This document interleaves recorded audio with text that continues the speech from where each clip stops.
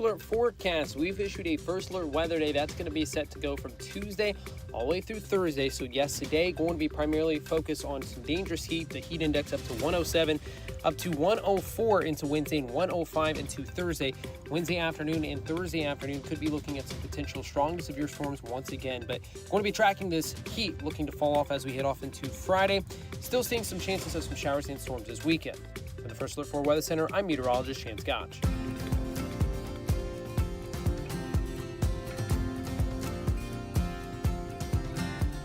Let's get moving, St. Louis. This is Mike Ferguson in the morning on NewsTalkSTL. The World Cup is coming to Missouri. Well, it's here in Missouri, and this is truly the biggest sports event in the world. I think a lot of people may mistakenly think the biggest sports event in the world is the Olympics. It's not. Some people may think it's the Super Bowl. It's not. It's actually the World Cup. And that brings a lot of opportunity, and that brings a lot of challenges as well. Hey, good morning. Happy Tuesday to you. Mike Ferguson here. On Monday's program, Missouri Attorney General Catherine Hanaway joined us, and we covered a lot of ground, but one of the more interesting things we talked about, and this is something that obviously should appeal to everybody. This is not a Republican-Democrat thing. With the World Cup coming comes trafficking, comes human trafficking, and obviously the vast majority of that, unfortunately, tragically, is going to be sex trafficking. And so the Missouri Attorney General Office with local and state and federal law enforcement across the country are kind of working together, including going online to combat this trafficking. And that was part of the discussion that we had. So here's the update from the Attorney General. And yeah, there is something you can do about it. Here's what she had to say. Remember that lawsuit that attempted to kick Amendment 5 off the ballot to not let Missourians vote on eliminating the income tax over time? Yes. That lawsuit failed. We got that ruling last week, of course. So where are we with that? Was that the final word, or is that what's next? Also, a lot of talk about the World Cup. And Missouri, including St. Louis, actually has a presence in this entire process with, teams being here. There was an exhibition game the other day here in St. Louis. That brings on a lot of challenges, not when it comes to security, and there's a lot of opportunities when it comes to economy, but what about some of the darkest crimes out there? And we're talking about the exploitation of the vulnerable, women and children and others. Well, Missouri law enforcement is obviously stepping up to be out ahead of that as much as you possibly can. Matter of fact, we're joined now by Missouri Attorney General Catherine Hanaway. And Catherine, good chat with you again. Let me start with the Amendment 5 thing here. The ruling came down. You defended the state, against the lawsuit that wanted to kick Amendment 5 off the ballot. The court says it stays on. There was some rewrite of a little bit of the ballot language. But was that the end of the line when it comes to Amendment 5? We now know what we're voting on, and without question, we're voting on it on August 5th. Or are there any other rounds that we need to watch out for? Well, good morning. Happy Monday. And it's amazing how hard the liberals have worked to keep the repeal of Missouri's income tax off the ballot. But it will be on the ballot. We won at the trial court. We won on the issue of whether it can go to the ballot at the Court of Appeals. The Court of Appeals did change the ballot language, so we have appealed to the Missouri Supreme Court, but their deadline for making any changes is tomorrow. So if they don't do anything, the language from the Court of Appeals is what goes on the ballot. The language is worse, of course, than what the conservative legislature crafted, but, not the worst ever. The one thing that they took out is there's a menu of taxes that will be reduced if sales taxes increase faster than people think. So, the income tax is going to get repealed, and the whole tax code will be modified. Services that haven't been taxed before will be considered for taxation, and they'll have to be taxed one at a time. But that might result in a windfall for local governments. And the kinds of local taxes they could reduce include property taxes. They also include sales taxes. All of that has to be done without hurting schools. The Court of Appeals took that phrase property taxes out of the language, I guess because they thought, it might make it more likely to pass if people thought that property taxes could also be cut. Yeah, so that was the question is Is it more biased against, or is it just incomplete? I mean, when there's obviously language there's so much that goes on, because the reality is so many people show up to vote and they don't listen to shows like this. They don't go do a lot of research. They just look at what's on the ballot. So that makes a big difference. Yeah, it does make a big difference. Look, if you put 10 political consultants in a room and ask them if this ballot language is better or worse, you'll probably get 10 different opinions. The Missouri Court of Appeals has not, in the Western District, and I want to be really clear on that, has not been a good place for conservatives to be. Out of the 16 different ballots that have gone in front of them, they've changed the ballot language every time, which frankly isn't the legal standard. The legal standard is that they should be deferential to the to the trial court, and they just haven't been. They've decided that they are the ultimate arbiters of what Missouri voters should see, and frankly, we're going to try and get that changed legislatively one way or another. It's not fair that the people who draft petitions, the Secretary of State, the Missouri General Assembly all get overruled by these, unelected judges in the Western District of Missouri. Okay, so you mentioned the deadline coming up. Is there the possibility of any activity in the court today or even tomorrow by the close of business? Yeah, there certainly is. We filed our appeal, just so your listeners have a sense of how quick this moves. We filed our appeal at about 10 o'clock Friday night. We thought there might be some action over the weekend. There could be action anytime today or before midnight tomorrow. Okay, we're visiting with Missouri Attorney General Catherine Hanaway. Let me talk about the World Cup here, and we're not even talking about Team USA or fans of the sport or anything. Although there's a massive economic opportunity for Missouri around the state. You're part of a coalition getting out in front of this and saying, listen, there's also tragically a human trafficking element that's involved with this. Now, we hear the words human trafficking. We tend to think immediately of sex trafficking. There are other kinds of human trafficking as well. What is it that people need to understand, that whether it's your office or local law enforcement working with federal law enforcement, what are you on the lookout for? And one of the most stunning things that I've covered over the years when I've done stories on this is that it's likely that we have actually probably walked by and laid eyes on a victim and would have never known it. That's how close it could be to us. Yeah, for sure that's true. And actually today in Kansas City, I'm going to be announcing a really important partnership with an organization called Simply Report.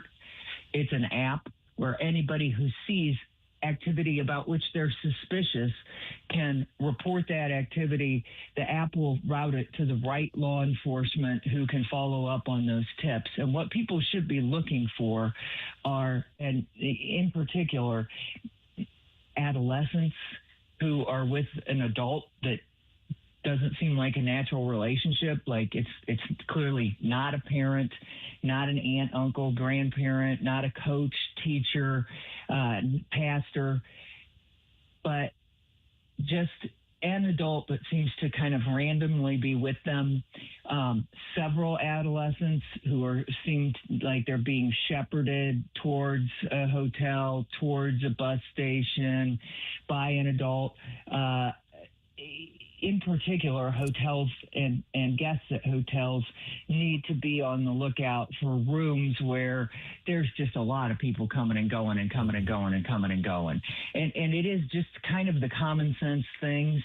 And if anybody sort of reaches out to you for help, probably non-verbally, kind of gives you that look like, I need some help, just report it.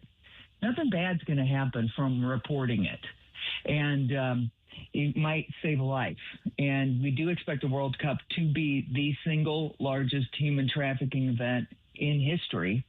The Super Bowl is the largest event in the United States every year. And it's because you have all these people traveling who have loads of money and are away from home for weeks.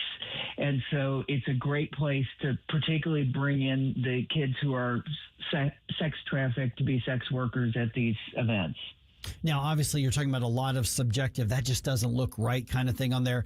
The app that you're going to be announcing and are partnering with, is it going to give like some tips or guidelines or look for this versus that sort of thing? Yeah, yes. And again, that app is called Simply Report. Real easy to remember.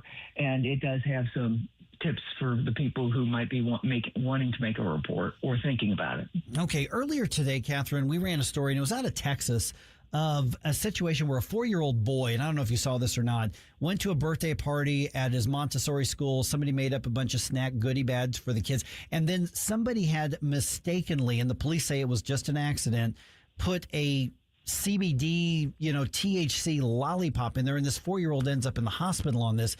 I remember talking to you about some of these products, Kratom and some of the others that are packaged in these brightly colored candy looking things. Nick Schroer's tried to deal with this at the legislative level as well. You recently got an agreement with one of the makers of one of the sort of, I guess, controversial as far as legal status products of Kratom.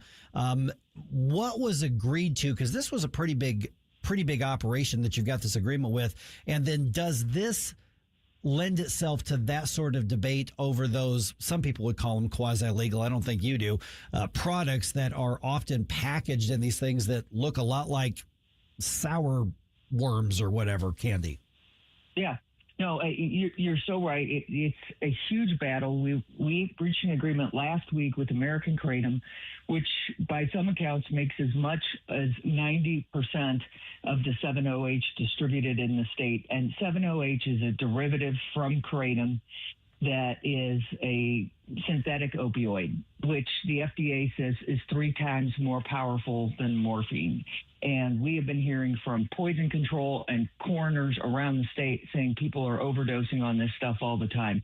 That's kind of and that was a big deal. They agreed to stop selling in Missouri.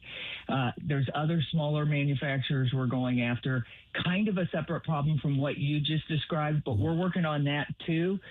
Maybe a month ago, we shut down Pressure STL, which was a big retailer of these products that look just like Doritos, gummy worms, Skittles. We have a lot more stores to go. We actually sent out cease and desist letters to 40 stores. Please, please, please, parents, before you give anything to a kid, look at that package. They're so close. In fact, one of the things that I wonder, Mike, is why aren't these big companies enforcing their trademarks? Mm-hmm. They could do so much good if they'd use the money they have to just enforce their trademarks and not let these rinky-dink operations, many of them importing from China, sell in packaging that for all the world looks like their products. So in just last minute or so, we've got, just to be clear, these particular products, are they not covered under the regulatory guidelines for, legalized marijuana, all those things? Are these just separate products that are just under a different set of rules? So the ones that look like candy, for the most part, contain some derivative of marijuana. Some people will argue that they fit under the agricultural exemption for hemp, which I think is poppycock, to be politically correct and not use any cuss words on the air. But the others contain full-on THC, and they're being sold at things that aren't dispensaries. So they're outside the law, in my opinion, in any format. All right, got any thoughts about that? You can obviously look up the Attorney General's website or give me a call here or send me a note, 314-912-1019. We've got a lot of ground to cover here today on 101.9 and 94.1 News Talk STL. If you find yourself feeling out of place in the world, it's comforting to know conservative values haven't been abandoned everywhere. Thanks for being my voice in all this. This is News Talk STL. There are people out there that feel the way that I feel and say what I say. Welcome home. Craving the freshest in town? Anthony's Produce is your daily destination for nature's finest. Browse our rainbow of quality fruits and vegetables. Always fresh, always delicious. Hosting an event? Let us create stunning fruit bouquets and vegetable trays. And we proudly stock hundreds of locally made products. And yes, we've even got seasoned firewood for those cozy evenings. Available for pickup or delivery. Anthony's Produce. Open 7 days a week, 7 a.m. to 5 p.m. at 701 Jungerman Road or anthonysproduce.com. Dreaming about a vacation but not sure where to start? Should you book that all-inclusive resort or a cruise? Which destination? What cruise line? And how do you know you're getting the best value? That's where Magic Expeditions comes in. We're your St. Louis local travel experts, helping you choose the vacation that fits. Whether a relaxing, adults-only escape, family-friendly resort, or unforgettable cruise adventure, skip the stress, the guessing, and endless online searching. Visit magicexpeditions.com. That's magicexpeditions.com. Lower your car payment today. Lower your car payment today. Yes, you heard us right. You can lower your car payment right now by making this free call and save up to $1,400 a year on your current car payments. Think about your current car payment right now. What's that costing you per year? Now think about what it would be like to put an extra $1,400 back in your pocket. That's the average savings our customers experience. We can help you drive the same car and pay less every month by lowering your car payment's interest rate to as low as 4.67%. At Rate Genius, we can work with you to refinance any car payment. If you qualify, it costs you nothing to find out how you can lower your car payment. To learn more, call this number right now. 800-493-5670. 800-493-5670. 800-493-5670. That's 800-493-5670. To every referee, umpire, and judge in high school sports, we want to say, we see you. We see everything you do for us that goes unnoticed. We see the positive role models that you are. We see the way you get unfairly criticized just for doing your job. The truth is, we couldn't play without you. So thank you for investing your time in us. Thank you for protecting the integrity of the game, no matter what. We hope you always know how much we appreciate you. Because without you, this is just recess. It's not really a game. Thank you for always making it possible for us to play the sports we love. Want to serve the students in your community? Sign up to become an official in Missouri at highschoolofficials.com.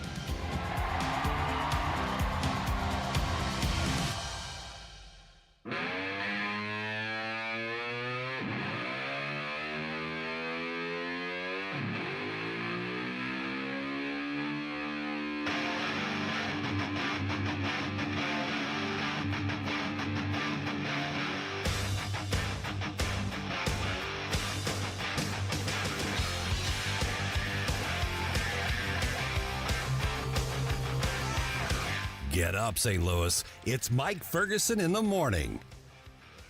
All right, this whole Festus recall situation takes a really unexpected turn last night. I didn't see this one coming. Oh. The city council went, no. Nope. Not going to recall us. Not going to do it. Not putting it on the ballot. They can just do that? Apparently they can. So there was a lot of coverage. Elliot Davis was there, and he had a really extensive write-up on that. Lisa Crow, she runs the newsletter in Jefferson County as well. She was there. So what happened is the county clerk, as we all know, we've been reporting on this, says, yep, the signatures are valid. They have enough by state law to, qualify the recall thing. But the county clerk, her job isn't to make a decision on whether the content is valid or not, just the signatures. So she's done her job. I keep saying this. Don't get mad at the county clerk on all this. She's just kind of caught in the political crossfire. And so at the meeting last night, in the Festus City Council meeting, all 4 recalls had to be up for a decision to put them on the ballot or apparently not. The city attorney gave testimony that says, I don't think this meets legal muster. Now, I don't know if that was pressure from Chuck Hatfield in his representing the mayor and the other council, but he says basically Chuck Hatfield is right. Hatfield is right in that these are the things you can recall somebody for. You're just mad at the policy decision. You just disagree with the policy decision. That's not a legal reason for a recall. And Chuck Hatfield gave his basically testimony saying, here's why we urge you to vote no. And by the way, if you vote yes and put this recall up, we're going to add every yes vote name to the lawsuit, and we're going to sue you personally. Wow. And I think a judge will agree with us. I don't know if they would or not. So by a 4-3 vote every single time, the recalls were rejected. So the mayor, the 3 remaining city council members will not be up for recall as things stand right now. So there can always be another lawsuit. There could always be something else. I don't know. So we're going to dig into this in more depth throughout the morning because honestly, I think this is kind of a big deal. This is a part of Missouri law that just doesn't get looked at very much. I mean, it almost never happens. So let's go over, did they do the right thing? Did they do the wrong thing? Obviously, they're saving their own positions with this vote, at least for the moment. But then there's got to be a bigger picture that everybody can dig into it somehow on this.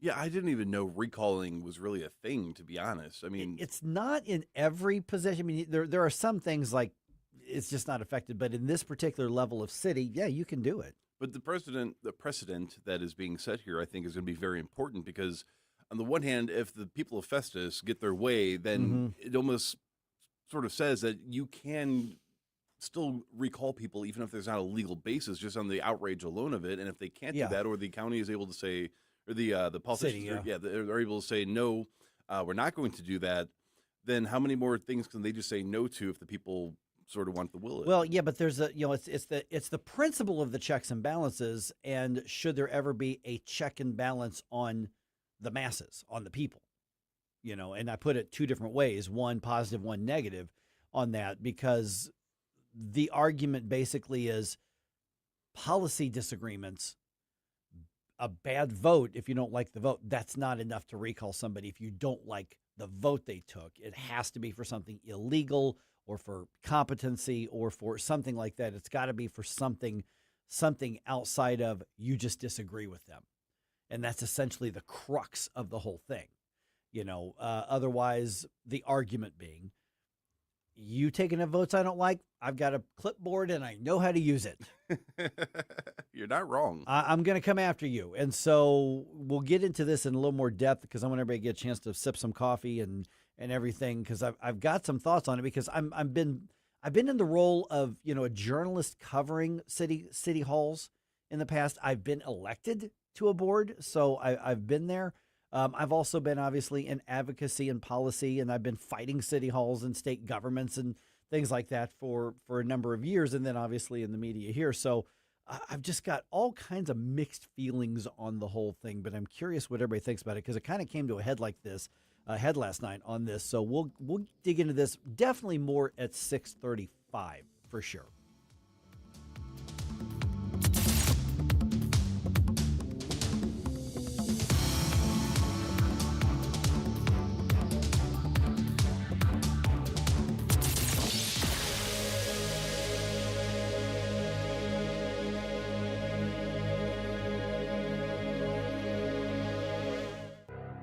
%42 of Missouri fourth graders can barely read. 42%.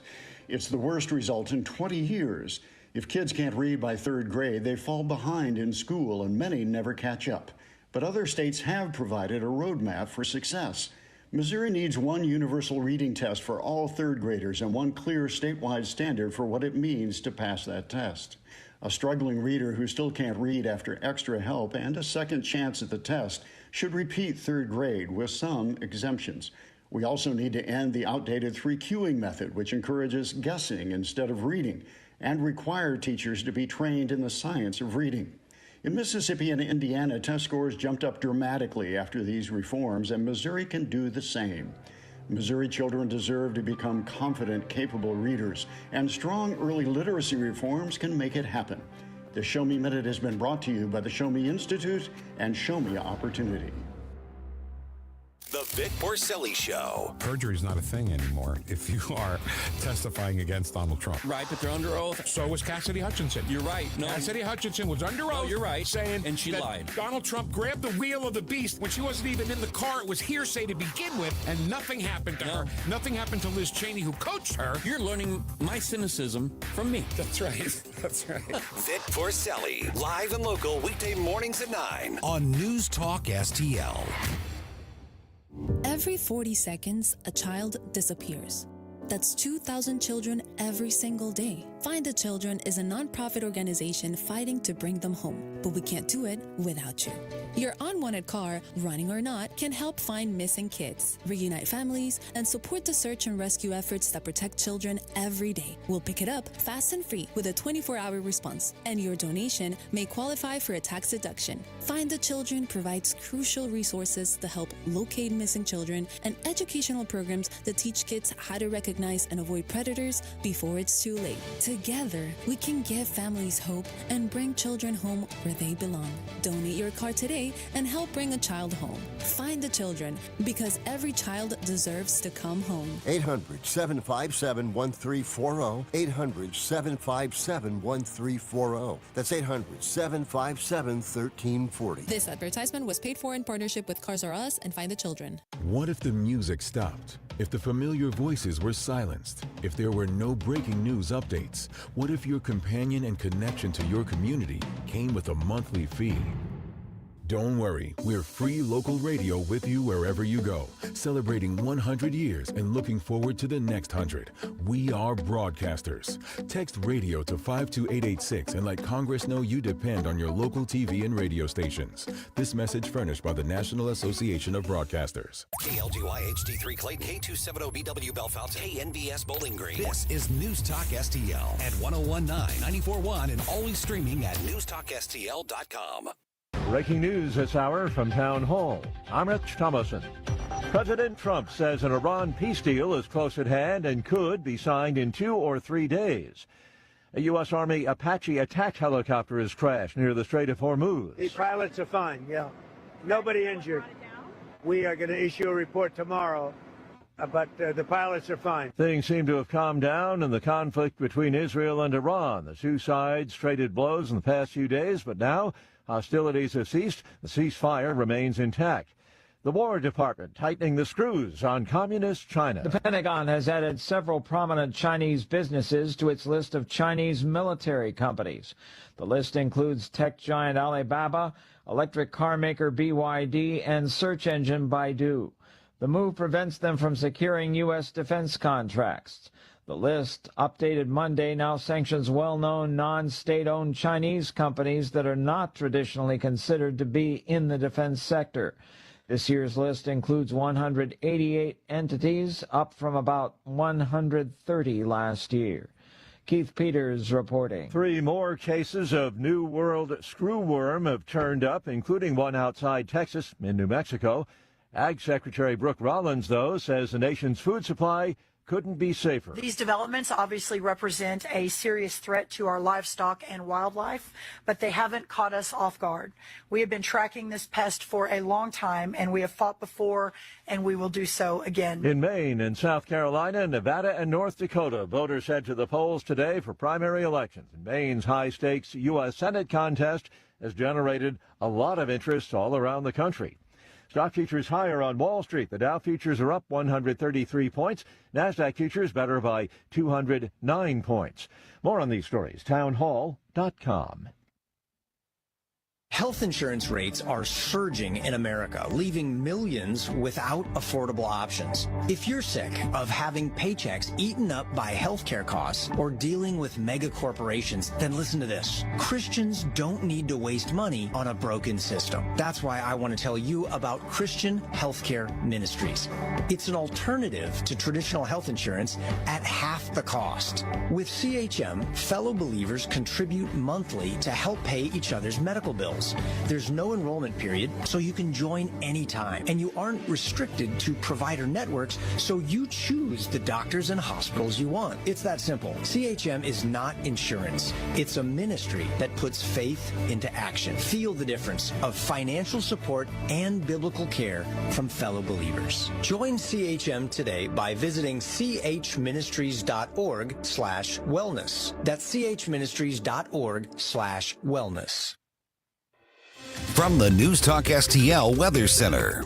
I'm meteorologist Chan Scotch with your first alert forecast. We've issued a first alert weather day. That's going to be set to go from Tuesday all the way through Thursday. So yes, today going to be primarily focused on some dangerous heat. The heat index up to 107, up to 104 into Wednesday and 105 into Thursday.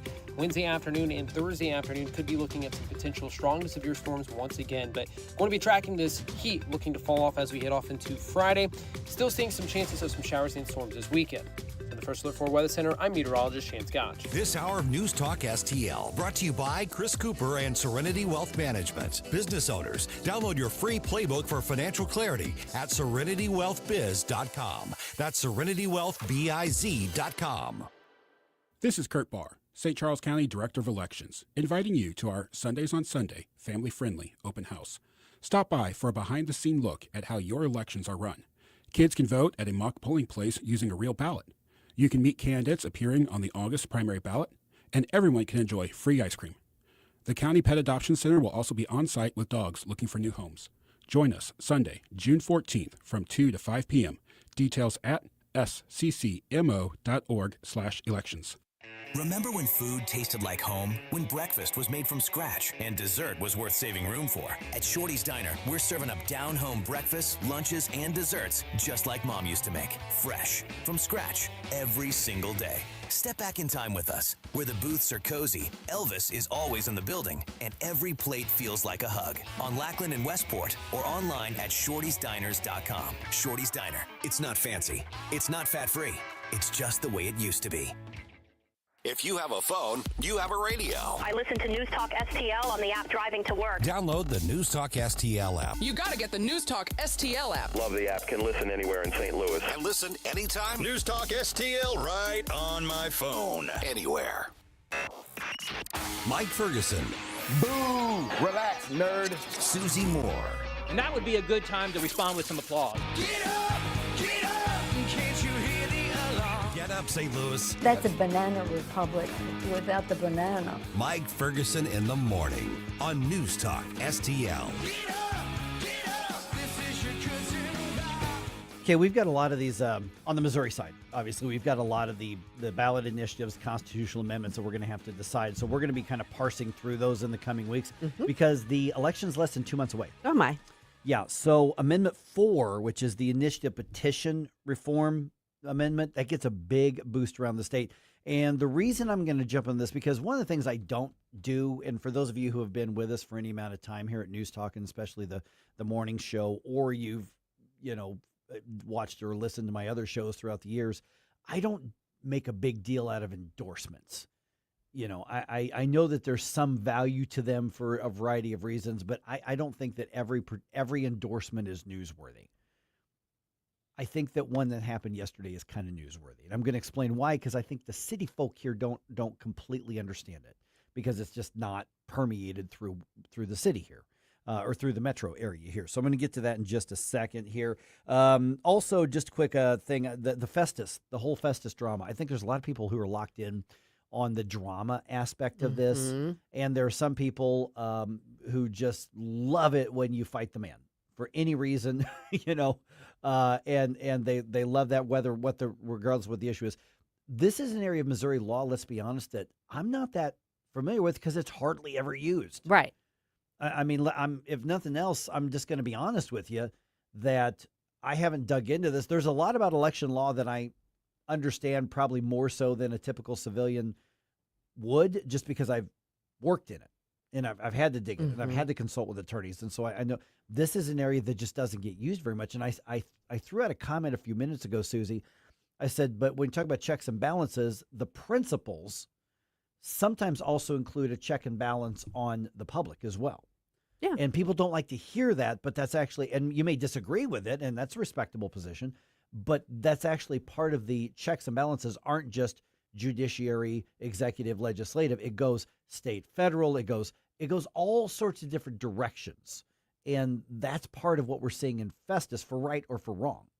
Well, and there's that delicate balance between obviously the people who have the final say, but Right. also it's not mob rule. We're not a pure democracy, and there are governors. And I don't mean the office. I mean like the brakes on what we do as a populace too, because sometimes we can get carried away with stuff too.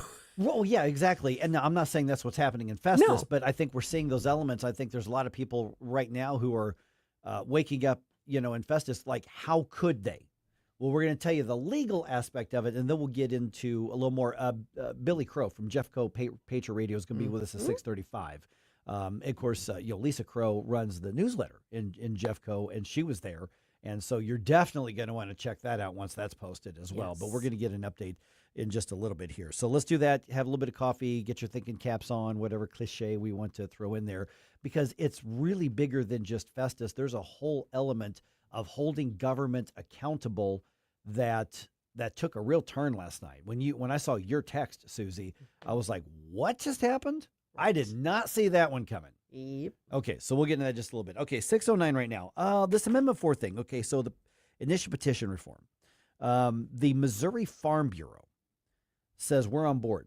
We're going to put our PAC behind it. We're going to campaign for this. We want Amendment 4 passed, which would change the referendum threshold to change the Missouri state constitution. Right. It's so that you can't just go throw a bunch of money at it and get whatever you want on the ballot. There needs to be a process that's a little bit more.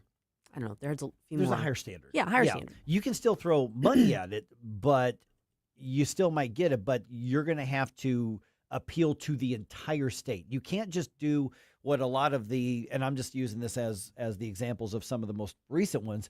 You can't just target Kansas City and St. Louis and say just win 57% there, just win 59% there, and then screw the rest of the state.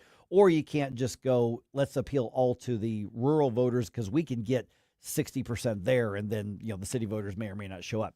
And so here's the big deal on this, and because the Farm Bureau is just not a normal topic of conversation in the cities. No, I am telling you, around the outside of the cities, which is obviously a massive part of the state, the Farm Bureau has a lot of influence. Yes, it does. Massive amount of influence. It is not just about farmers. It is the rural communities.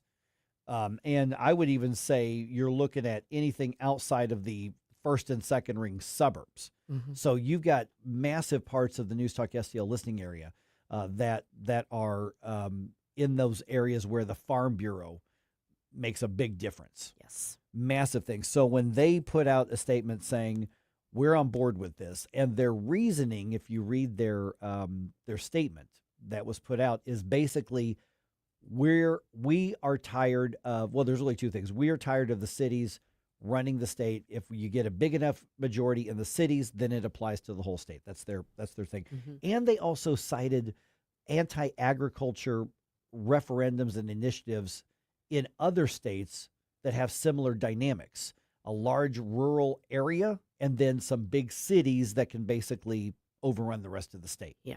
And, they look at, essentially, they were citing like a lot of animal rights type stuff, and that would be on a referendum, and the people spoke, but the people who were affected, they were drowned out. Yeah. And so we go back to that balance and the whole process on this. So the Farm Bureau getting involved in this is a really big deal, even if most people in St. Louis and in Kansas City are going to go, who cares about the Farm Bureau? Oh, a whole lot of people care about the Farm Bureau. Get out of your bubble, folks. Yeah, yeah. And does the Farm Bureau venture into downtown St. Louis? Not very often. Yeah. Do people listen to them in the city or in the first? I mean, are they going to have a big influence in Clayton or Webster Grove or Hazelwood? No. But boy, you get to beyond, say, St. Peter's, Warrenton, Wright City, and all the way out to about Oak Grove on the other side of the state. Oh, Farm Bureau makes a massive difference. This is a big boost. Towards Hannibal. I mean, yeah. Absolutely. So this is a big, big boost to Amendment 4. And their reasoning is solid. I mean, it really is. It is saying, they're not saying they're opposed to changing the state constitution through amendments. They never argue that. But what they did argue is to say, but everybody has to have a say and everybody has to agree. There has to be a higher consensus. That's their argument. And I think they're right. Well, I'm just from a pure, regardless of who's advocating what, it shouldn't be like a 50-50 proposition, like 50+1, and you're amending your constitution. We already have, we've talked about it before, 100 and some odd amendments to our state constitution. And the federal, the U.S. Constitution has 27. Yeah, and I don't think it's getting any more anytime in the foreseeable future. So, I mean, there should be, if you're talking about amending, changing your core framework, there should be a higher standard, regardless of what issue you're advocating for or who's advocating for it on your behalf. You want there to be a higher bar because this is important. This is the structural foundation of your country, state, whatever. Yeah, and we've seen, for instance, and I'm even going to concede that the marijuana legalization is better than what we had before. The special interest wrote the rules, and we are seeing fallout from that. But also keep in mind that Amendment 4 does not change at all, one bit, the ability to put a referendum on the ballot and change the law or strike down a law or write a new law. For instance, all of the sports betting could have been done as a law, as a statute. But they said, well, heck, I mean, for the same number of votes, we can put it in the Constitution, and the lawmakers can't adapt it. We write the rules, not the legislature. The marijuana legalization thing. I mean, my goodness, at one point we had, what? Three competing constitutional amendments, so we had to get into what happens if they all get a majority. Okay, well, then the one that gets the highest number of votes drowns out the other. And there was one that was bankrolled by a dude in Springfield who literally tried to write his own name into the state constitution to declare himself the cannabis marijuana czar of Missouri. That actually happened, and he had enough money to get it on the ballot. That don't seem right. Yeah. I don't think you lived in Missouri yet at that point, Jerome. Literally a guy named Brad Bradshaw, who's one of those, like, he was a medical doctor, a doctor and a lawyer, and he literally bankrolled a petition to put his name into the state constitution, as in nobody would have a choice, but he would be in charge of the marijuana industry. And I think it actually had over 50%. Just the other ones for medical marijuana had bigger majorities. I mean, it was nuts. It was insane. Right. I mean, it is a strong name, if any name's going to go to the Constitution, but at the same time, that just fundamentally feels like the opposite of what laws are supposed to be about. No, exactly. And there was a time back in the, my goodness, was it the early 2000s, I guess? There was an animal rights referendum that passed.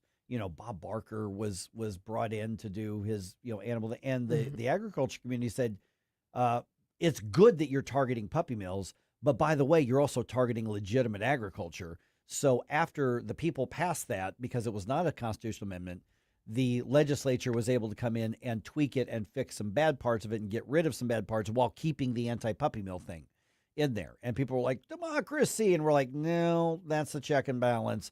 And that's when a lot of those activist groups went, ooh, let's not do the referendum for the statutes. Let's just buy a constitutional amendment. So the Farm Bureau getting on board, massive boost. It is to big. this. Yeah. Big. It's big. I'm glad for it. Yeah. I'm also glad for this. Tomorrow, Wednesday, June 10th, Jeffco Patriot Radio and Tim and Chris will be at Sugar Creek Golf Course in High Ridge from 4 to 6 p.m., along with the Jefferson County Young Republicans. They're going to be giving away Sugar Creek Golf Passes along with News Talk STL shirts and hats. Join the party this Wednesday with Tim and Chris live at Sugar Creek Golf Course in High Ridge. Wait, you're telling me Tim Jones is going to be at a golf course? I know. No way. Will wonders never cease. Before you blow us all away.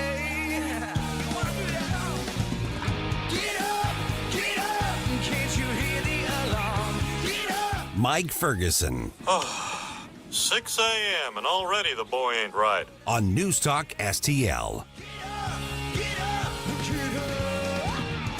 Hey, it's Vic Porcelli. We're sitting here with our great friend, Chris Cooper. Hi, Chris. What's going on, Vic? How are you? I hear you wrote another book. This one's an e-book. Is that right? The Business Owner's Playbook for Financial Clarity. So it is a great book for entrepreneurs. It's a very short guide. Give people, business owners, the ability to understand key questions that are important, such as succession planning, legacy planning, getting the IRS out of our pockets, right? Because do you like paying taxes? I do not. I don't think anybody likes paying taxes, right? That just makes sense. And then always talking about protection. And then the other thing from a business owner perspective, what is the biggest asset a business owner has? Probably their business itself, right? We need to make sure we understand what the value of that business is as well. So this new book, I'm sure, is incredibly expensive, right? How much? No, it's a free resource. Oh, it's free. We provide guidance, we provide education because we want to make sure people feel educated and understanding because sometimes you don't know what questions to ask, and we need to make sure we help arm people with information to ask the right question. Reach out to Chris and Stacy today at SerenityWealthNow.com. Investment advice offered through Fortis Capital Advisors, LLC. Tony Colombo here for Gutter Pros and Exteriors, your all-in-one service team that brings years of experience and quality that's affordable right to your doorstep. Christine and I discovered Gutter Pros and Exteriors when we bought our home and inherited a gutter problem. And they've also repaired siding damage on our home because along with gutter repair, gutter installation, and leaf protection, the Gutter Pros team are also the best for repairing other exterior damage, including fascia, soffit, and all siding repair and installation. Learn about all the ways Gutter Pros and Exteriors can help your home or business right now at gutterpros.com. Looking for insurance you can truly trust? Since 1986, Bauer Insurance Agency has been protecting families and businesses across Missouri and Illinois. Owner Cindy Blanton doesn't just offer one quote. She shops all the top carriers like Progressive, Travelers, Safeco, and more to find you the best rates. Whether it's your home, auto, toys, or business, we've got you covered. Visit us at Mid-Rivers Mall in St. Peters or call 636-812-2001. Bauer Insurance Agency, the company that protects, the name you can trust. This hour of Mike Ferguson in the Morning is brought to you by Stifel. Request a portfolio review from your Stifel financial advisor at stifel.com. That's STIFEL.com.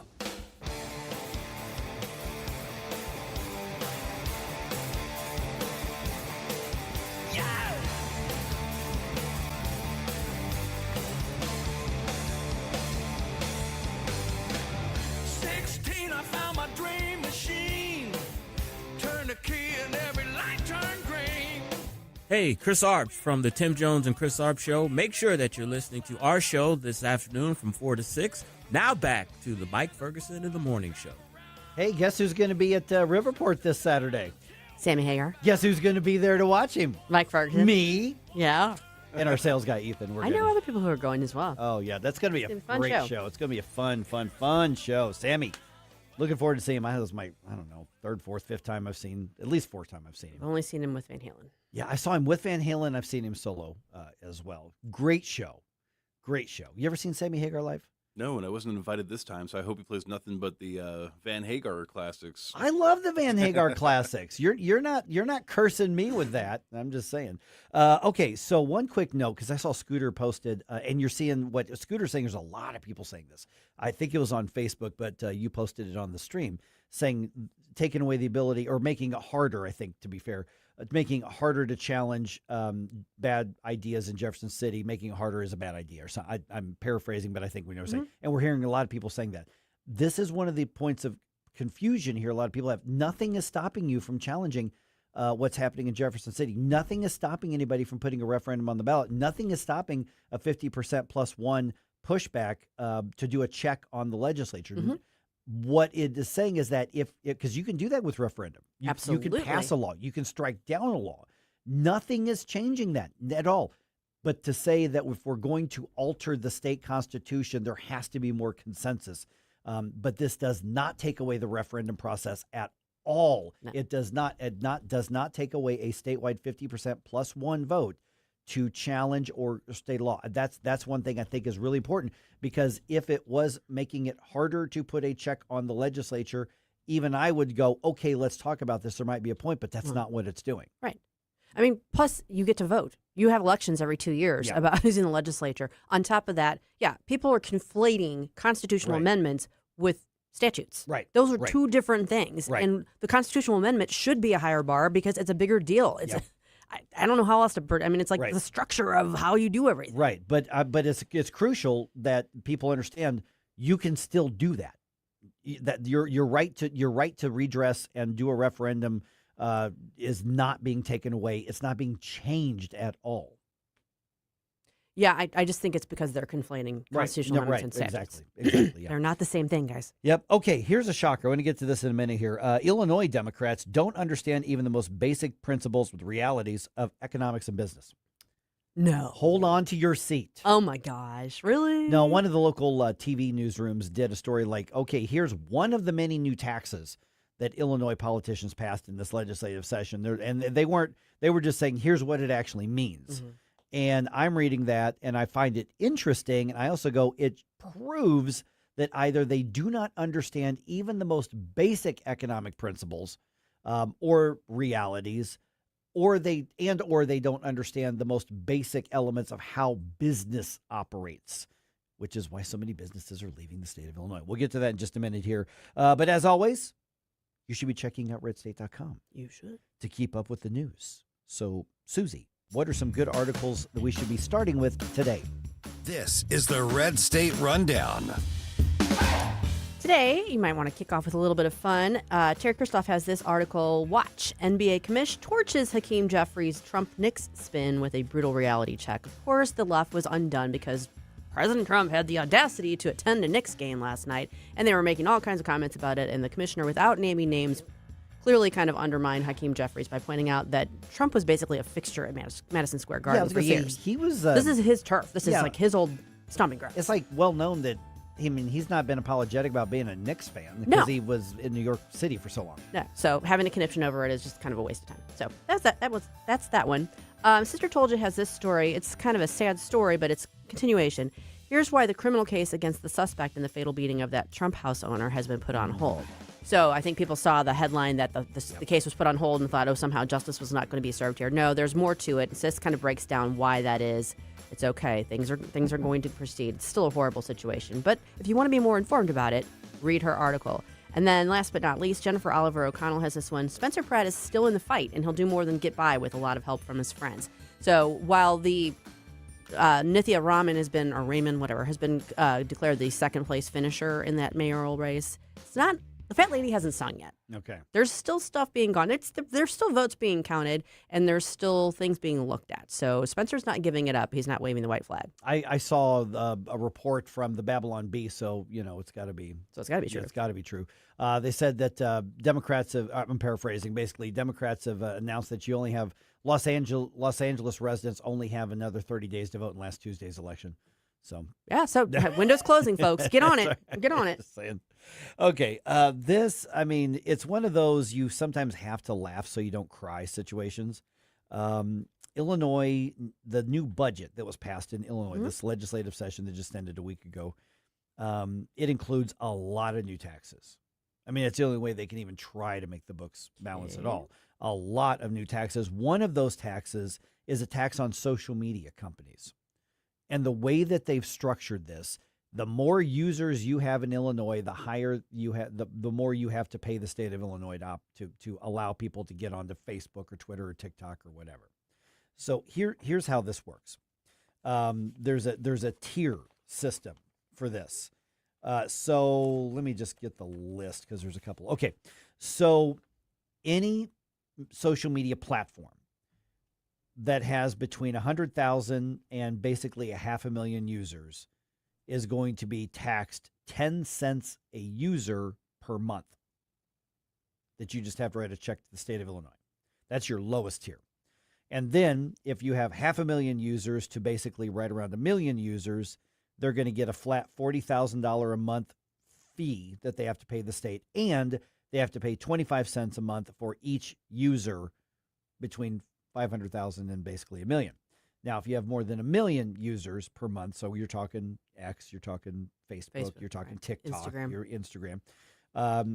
If you have over 1 million, then they have to pay $165,000 a month, and then 50 cents a month for every single user beyond the 1 million mark who are in Illinois. And so lawmakers like, hey, that's gonna raise $200 million a year.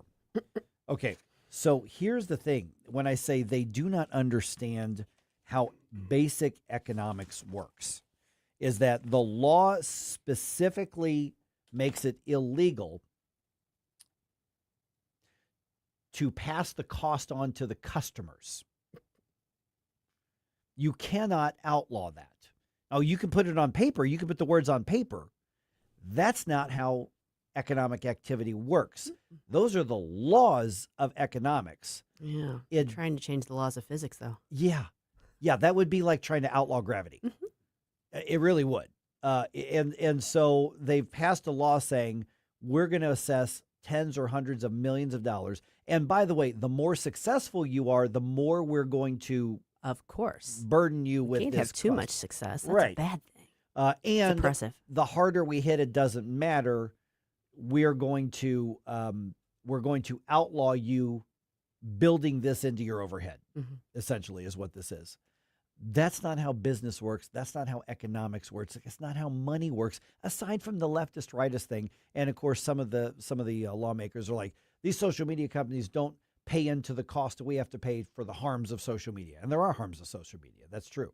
It's called, freedom of speech, freedom of expression, and so they're basically saying they're paying nothing. We're going to find a way to tax them. Having a social media account is, I guess you could argue, is doing business if somebody's in the state logging on to Facebook and seeing an ad. I guess you could argue that. Right. But to say you have to dictate to us how many of your users are in our state, and then we're going to charge you per month millions of dollars per month, and you're not allowed to build that into your overhead and pass that on. It's impossible. You can't do it. Doesn't exist. That's not a thing, as the kids would say. Yeah. Good luck with that. Good luck with that. Exactly. I mean, there's differences of opinion. There's differences of ideology. And then there's just dumb and ignoring reality. Yeah. This is going to crash down. Because if they're building in a lot of spending, hundreds of $millions of spending on this, it ain't happening. Like Rumba. They're going to get some money from it up front, but eventually this is going to collapse. Yes, it is. Enough voters in Festus said yes to a recall petition, but then enough city council members said no to putting it on the ballot. So we're going to explain what we know about that coming up here at 6:35. Here is coming from a mile away, like rolling thunder on Judgment Day. Here is coming from a mile away. Mike Ferguson in the morning. I've driven all over Washington, D.C. I cannot find the money tree. On NewsTalk-STL. Tim Jones and Chris Arps in the afternoon. The Show Me Institute's latest report on the impacts of K through 12 open enrollment is out. We'll speak with Corey Codell of the Show Me Institute about that at 4:20. Tim Jones and Chris Arps. Weekdays at 4 on NewsTalk-STL. From the NewsTalk-STL Weather Center. I'm meteorologist Chan Scotch with your First Alert forecast. We've issued a First Alert weather day. That's going to be set to go from Tuesday all the way through Thursday. So yes, today going to be primarily focused on some dangerous heat. The heat index up to 107, up to 104 into Wednesday and 105 into Thursday.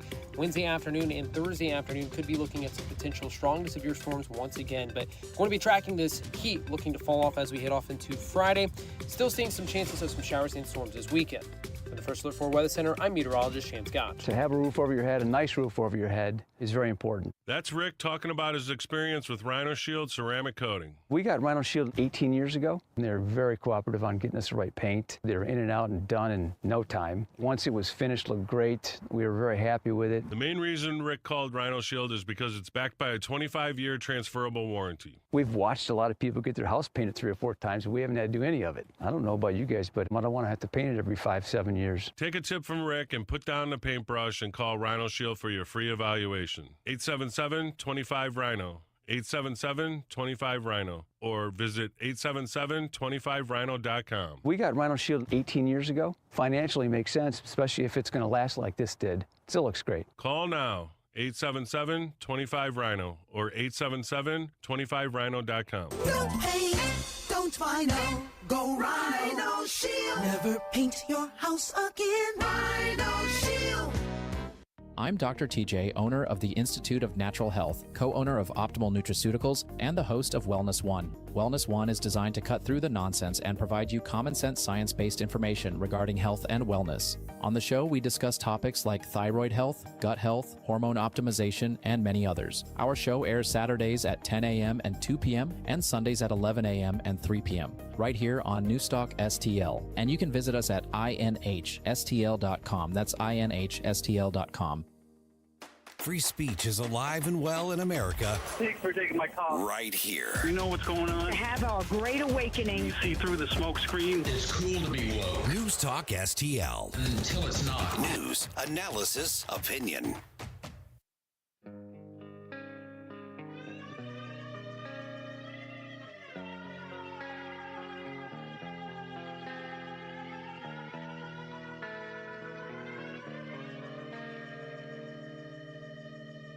In my eyes, indisposed, in disguises no one knows.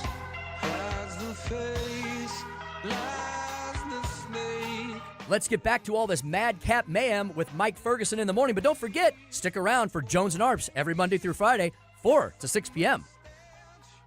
Is this the end of the line for the recalls, or is this just the next round of the fight? Yes.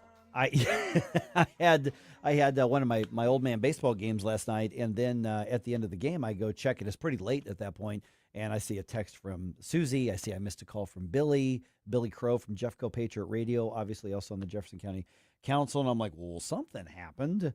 Oh boy, did something happen? Boy, what another intense situation, another escalation of the conflict in Festus. And here's what I want to kind of caution everybody. And Billy Crow joins us right now. And I think a lot of people are kind of enjoying the soap opera. They're enjoying the drama. You know, they're taking sides and that. And I get that. And there's, to some degree, there's a place for that. But we're talking about, you know, not just a community thinking of what's best for its future. Some people think of data center development and the tax base that it brings in is good. Other people don't like it for other reasons. I get that. But you're also talking about checks and balances on the whole process. And sometimes that means that we're finding out that a check against a people-led petition is also part of the process. So Billy Crow joins us right now. Billy, I'm going to tell you, man, I did not see this one coming. The petitions are gathered. The county clerk says, well, you got enough. Lawsuits filed. And then last night, the city council says, no, we're not placing it on the ballot. I didn't see that coming. You know, I was surprised too. And I'm here in the thick of it, and I knew it would probably be close, but I honestly, I was surprised as well. But, you know, at the meeting, they had a closed session with the lawyer about the city's attorney about his legal opinion. And when they got out there, one of the new city council members, Rick Belleville, said, "Hey, I'd like to, make a motion so whatever was said in closed session about this can be said in open session." And as a county council member, I've been in this situation before where the legal department sends out a legal memorandum and saying like, "Hey, this is our legal opinion," but it is a lawyer-client privilege, so it's not like open. You can't really talk about it, right? And so then we go out there and we make votes that don't seem quite correct, but they are following what our legal advice is, because if we don't follow that advice, it opens us up to litigation and such, right? So you've got these council members that their legal advice told them that the petition is not a legal one because it doesn't follow the 3 points for why someone in the city can be recalled. And so Alan McCarthy, took a brave stance and said, "I'm not gonna listen to the mob. I'm going to listen to the legal counsel that says that this recall doesn't pass legal muster, and follow his advice." That's all it took, because it was a 4-3, 4-3, 4-3. Mike Cook abstained when his recall vote came up, but the mayor broke that tie to make it 4-3 to set all of those down. Again, all on the precedent, or all on the understanding that it doesn't pass the muster of the 3 reasons why a recall petition can be started in the city. Right. So, Billy, this isn't just, I mean, it is, some people might question the process that allows people who are subject to a potential recall to vote on whether or not they can be voted on. But Right. it doesn't just come down to that. This has to do actually with there being potentially, legitimately, some legal flaws in the actual petition itself. Yeah, that's exactly right. I mean, the three reasons that someone can be recalled by state law for Festus, which is a third-class city, is misconduct in office, incompetence, or failure to perform duties. And their lawyer did a great job of explaining, like, incompetence doesn't mean he doesn't go vote your way or doesn't, agree with your policy. Incompetence means that, like, we're talking like real mental incapacities to be able to perform the functions. Like, I don't know, Joe Biden a couple years ago, right? Or misconduct in office, like actually breaking laws. No laws, the Festus City Council, they may have done things that you disagreed with, but they didn't break any laws. There's been no charges or allegations of that. And then failure to perform the duties prescribed by law. They've done all the duties. They've had all, you may not agree with the amount of open forums they had, the amount of open discussion in public, the fact that they didn't go ask every person what they thought about every development. But that's not prescribed in their official duties. That's not incompetence. That's not misconduct. That's just a difference. The lawyer's perspective was that's just a difference of political opinion. Therefore, that makes this recall petition not legally binding.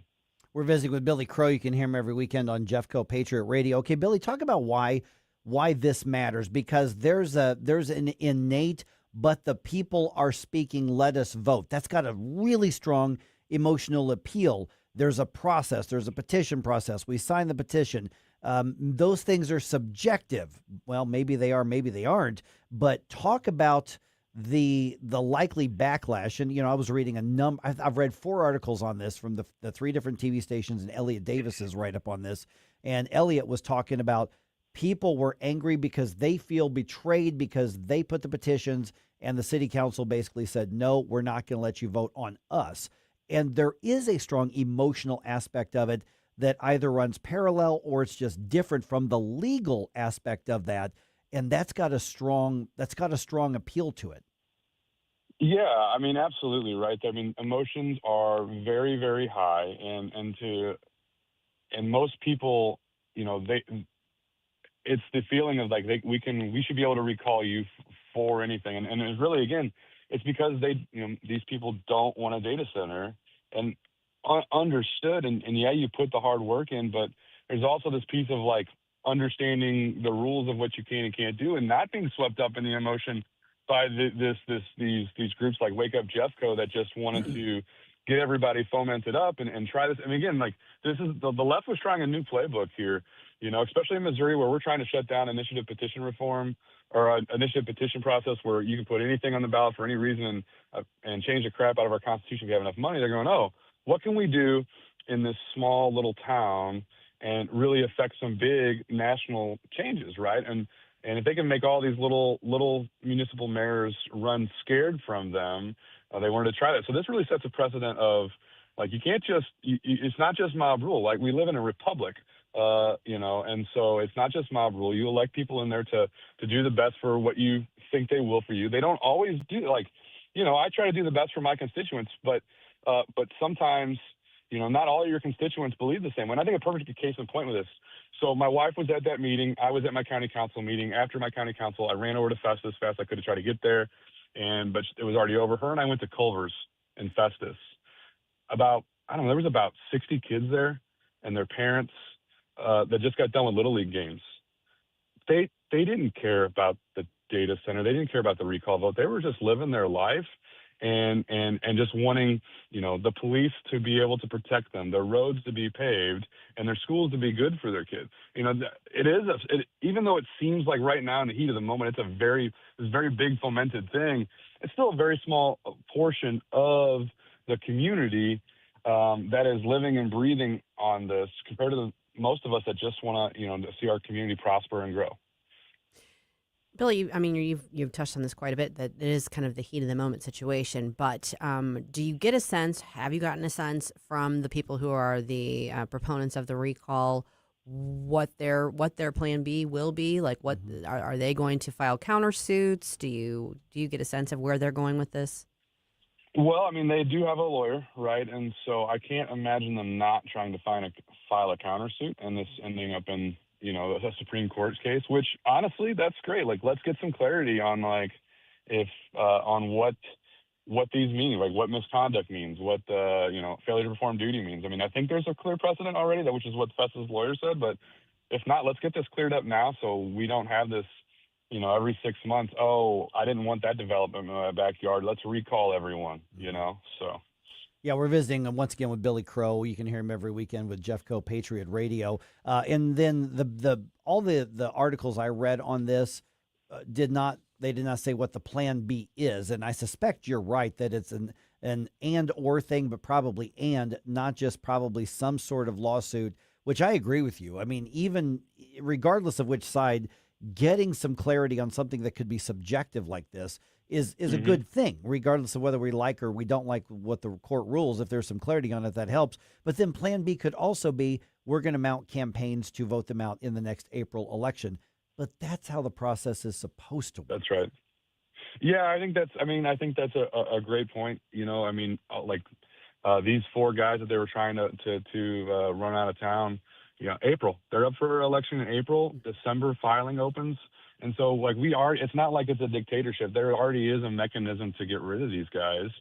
It will be interesting, though, to see how long the intense emotion on this carries over. Mm-hmm. If it carries over to April, or if people find their new cause du jour to be upset about, which something tells me they probably will, because the TikTok attention span just kind of keeps moving on to the next thing that gets everyone fomented up. Squirrel. Billy, this is kind of hypothetical, putting you on the spot with this, but let's say, okay, so the lawsuit's been filed. Presumably, it's going to progress fairly quickly. I mean, I think that the court's going to be interested in helping to expedite the process, and we'll work with the sides to do that. But let's say there's ultimately a determination that, no, you know what, this is valid. There's some way in which they handled, making this agreement that does qualify as one of the requirements for a recall. Mm-hmm. So then I guess it's time to, for the council to revote about putting it back on the ballot, or do you know? Yeah, I mean, that would, to my understanding, that's how it would go. It would have to go back in front of the council to be put on there. And if the Supreme Court says, or whatever court says, yes, this is legally binding, it does pass muster. Even though I would disagree with that, I would hope that the council follows their principles and then would vote it up and approve it, because based on what I understood of everyone talking last night, they voted it down because they didn't think it passed legal muster. Yeah, I mean, in my short time in elected office, when this first popped up, I remember saying on the air here that I've been in that position. I've been elected to that office. Even if it targets me, I would have a really hard time voting no on putting it on the ballot. Now, we didn't have any information about the legal muster and all that sort of thing, but it would be hard to say, no, I did not vote to put something on the ballot when the petition was followed. In this case right here, I think the point that you made early, we just got a minute or so left, Billy, is that what a lot of people don't see when you get those legal opinions to say, okay, you can do this. However, the cost is likely going to be litigation that's going to cost us between X $1,000 and X tens of thousands of dollars. And so you're sometimes brought into, you're elected and you make some really, really difficult decisions. And sometimes you have to make very unpopular decisions as well, because you're privy to information that other people don't have, but that gets into transparency issues as well. I think that when the Festa City Council said we're going to vote to make the legal counsel public, I thought that was a very good, helpful, transparent thing to do. I think that was a very smart thing to do in this case. Yeah, absolutely. And, for all these folks that are say, like, you got voted to do the will of the people, I think that's true to an extent, but we got voted to do the right thing. And sometimes the right thing is very uncomfortable. Sometimes the right thing is very painful. But we got put up there to do the right thing. So. Yeah, and every member of the council who's up for a recall, who's targeted by it, and the mayor, I believe every single one of them are up for re-election in April, so less than a year from now. That is correct. Yes, sir. Yeah, so I suspect there will be some very, very spicy, very, very active campaigns happening in Festus. This is going to be Grand Central Station of municipal elections in 2027. Yeah, we're excited to gear up for it for sure. It'll make for a good radio on Jeffco Patriot Radio. All right, Billy. Hey, man, thanks for being an early riser here and giving us the update on it. And thanks for Lisa for kind of burning the midnight oil and covering this. I suspect the articles are going to be posted today, probably on Jefferson Review, I would think. We're gonna try to, but worst case scenario Thursday on a normal release date. So. Got it. Fantastic. With a lot of detailed information that other people aren't going to have, so make sure you're following that. All right, thanks, guys. Thanks, Billy. So one airline's decided to stay woke, even as many other corporations are backing off of activism. We'll have that in the news dump coming up right after this.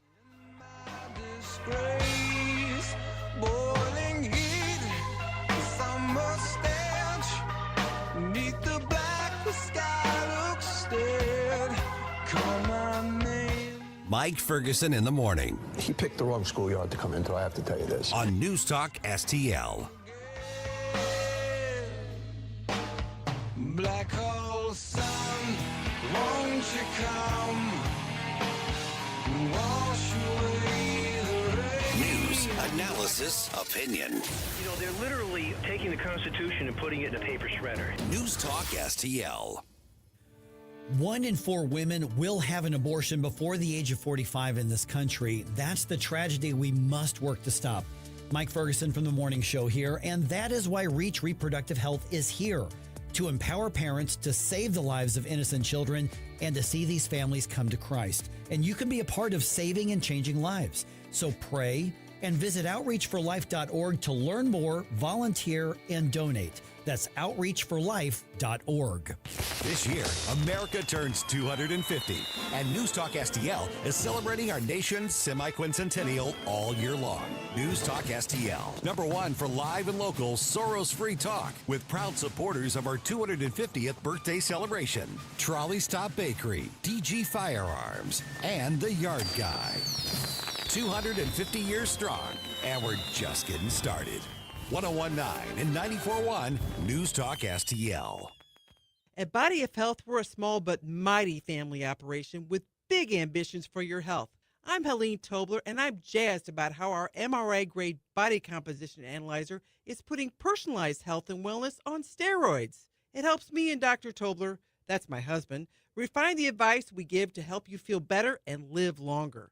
Body of Health, trusted, discerning, affordable health care the way it ought to be. Learn more at bodyofhealth.com. That's bodyofhealth.com. This hour of Mike Ferguson in the morning is brought to you by Stifel. Request a portfolio review from your Stifel financial advisor at stifel.com. That's STIFEL.com.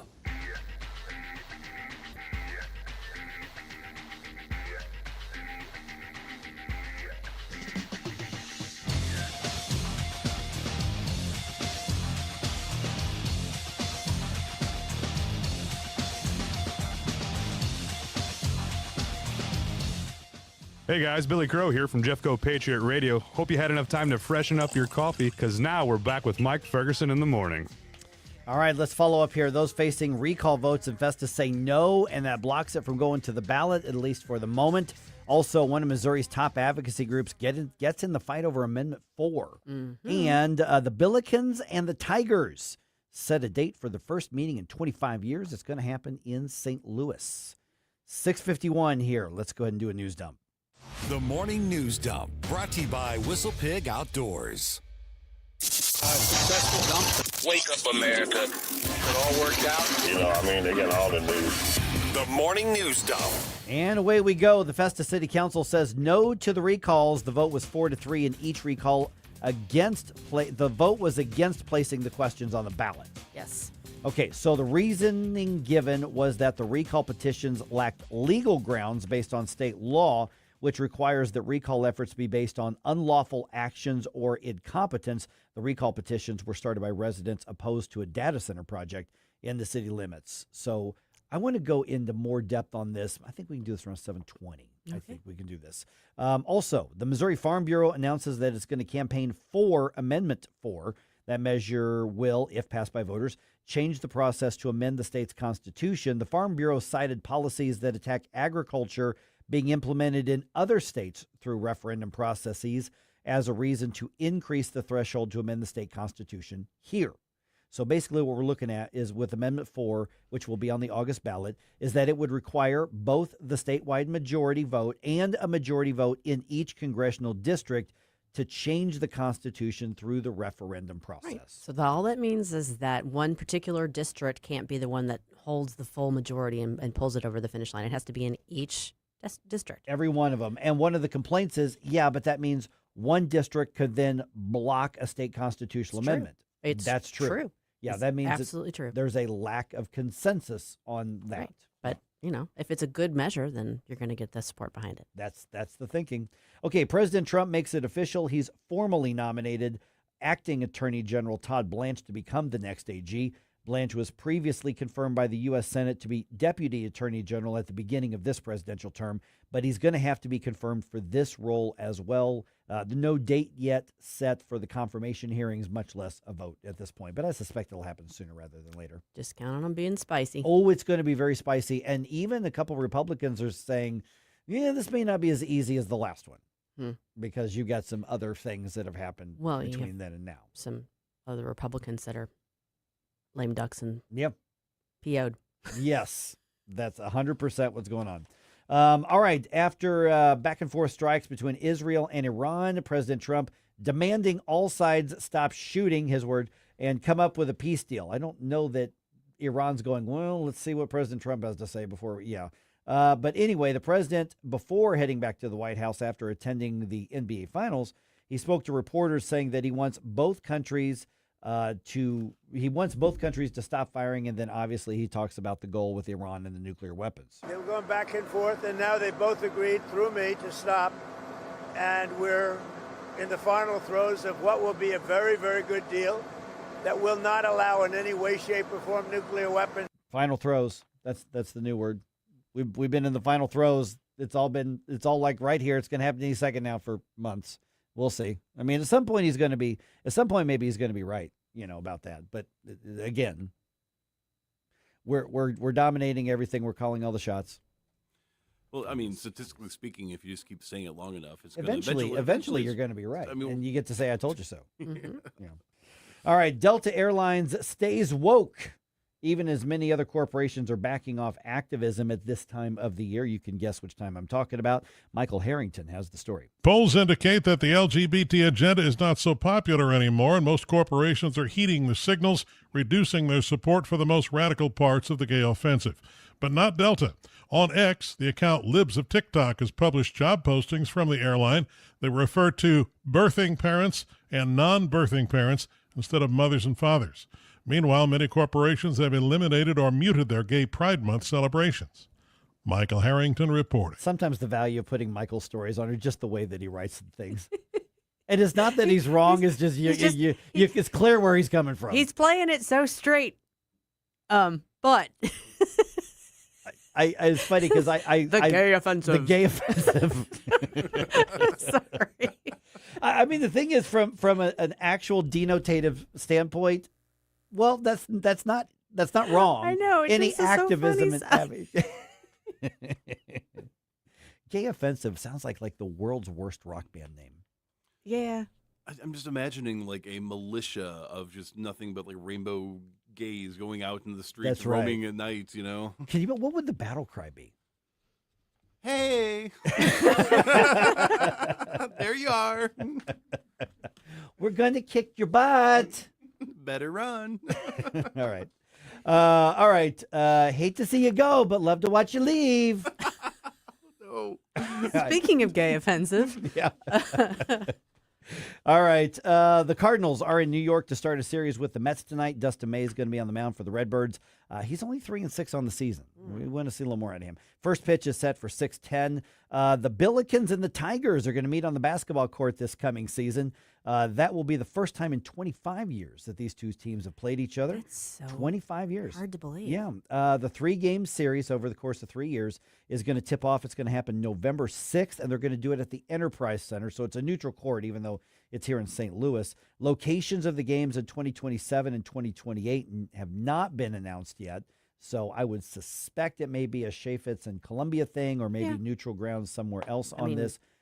St. Louis is basically home field for Right. Mizzou as well. Yeah, so. basically it is. So here's what's here. I think they're going to wait and see how the ticket sales go. Yeah. For this. So do we call this the Stel Ponticus versus Susie Moore game? Oh, don't pit me against my friend Stel. I'm saying, but he played for SLU. I know, He's a SLU and I guy. played for Mizzou. That's right. Okay, I didn't. Yeah, I attended some games. He went to SLU. You went to Mizzou, I did. and he's a big Billiken guy. You're obviously a big Tigers gal, right? So we may have some rivalry. I'm going to come up with a name for that rivalry. Yeah, I'm going to work on that. That's that. We have to do that. I think so.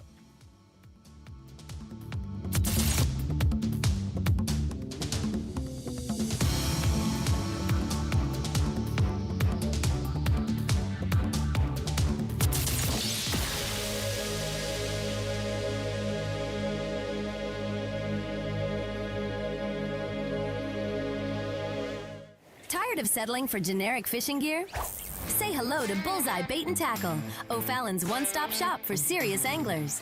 Live bait, premium tackle, rods, reels, and an unbeatable selection of lures from top brands like Megabass, Zoom, and Berkley. Whether you're after bass, catfish, crappie, or bluegill, they've got the gear to help you land the big one. Plus, their expert team, led by Mark and Liz, provides rod and reel repair services. Bullseye Bait and Tackle, 266 Fort Zumwalt Square, or at bullseyebaitandtackle.net. Dude, this house is perfect. Crumbs everywhere, sticky counters. I've already texted the colony. Sweet. I'll bring my 500 cousins. This'll be the biggest ant rager of the summer. Let's party! Wait, what's that sound? Oh, no, it's those trucks with the green wheels. Party's over, man. Party's over. This is Derek, the owner of All Solutions Pest Control. We'd love to help you out. Give us a call today at 636-486-7888 to learn more about our special $67 offer. If a pest-free home is your goal, call All Solutions Pest Control. Hey, Jamie Ullman here for Window World. Did you know that Window World offers a lifetime warranty that covers all parts, glass breakage, and labor? They are one of the only 2 replacement windows with the Good Housekeeping seal of approval. Window World St. Louis has been owned and operated by a group of born and raised St. Louis residents for more than 23 years, and now Window World is offering 36 months same as cash financing with approved credit. Call them today, 800-GET-WINDOWS for a free in-home, no-pressure estimate. That's Window World at 800-GET-WINDOWS. KLGY HD3 Clayton, K270BW Bellefonte, KNBS Bowling Green. This is News Talk STL at 1019, 94.1, and always streaming at newstalkstl.com. News this hour from Town Hall. I'm Rich Thomason. The latest developments out of the volatile Middle East. President Trump says the pilots involved in a U.S. helicopter crash near the Strait of Hormuz are okay. The pilots are fine, yeah. And what? Nobody injured. The New York Times first reported that a U.S. Army attack helicopter went down near the strait in unclear circumstances. The crash came after Iran and Israel exchanged fire, imperiling talks over solidifying a shaky ceasefire in the Iran war. President Trump insisted that an Iran deal is coming. If we go and bomb, which we can do very easily if we want, and we spend another 2 or 3 weeks bombing, they'll have nothing left whatsoever, but you won't have the strait open for months. If we do the bombing, a lot of people are going to be killed. Who wants to do that? I don't. And we'll have a signed document that's actually stronger than doing the bombing. I'm Haya Panjwani. Maine's closely followed U.S. Senate race is among contests being decided in today's primaries. Voters are also going to the polls, casting ballots in primaries in Nevada, South Carolina, and North Dakota. Looks like 2 Democrats will face off in the Los Angeles mayoral runoff. AP has called second place in the L.A. mayor's race for Nithya Raman over Spencer Pratt. Spencer Pratt had a lead over Raman on election night, but ever since then, in every single update, Raman had been gaining on Pratt. Raman got the lead on Sunday night, but just by a few thousand votes. That lead grew on Monday night, which is why we called the race. Correspondent Stephen Olemacher says the second-place vote-getter will face incumbent L.A. Mayor Karen Bass. The death toll has risen to 101 in the Ebola outbreak in eastern Congo. 550 cases of the disease were confirmed as of Sunday. Watching Wall Street, the Dow futures are up 105 points. NASDAQ futures ahead 271. The S&P futures 34 points higher. More on these stories, townhall.com.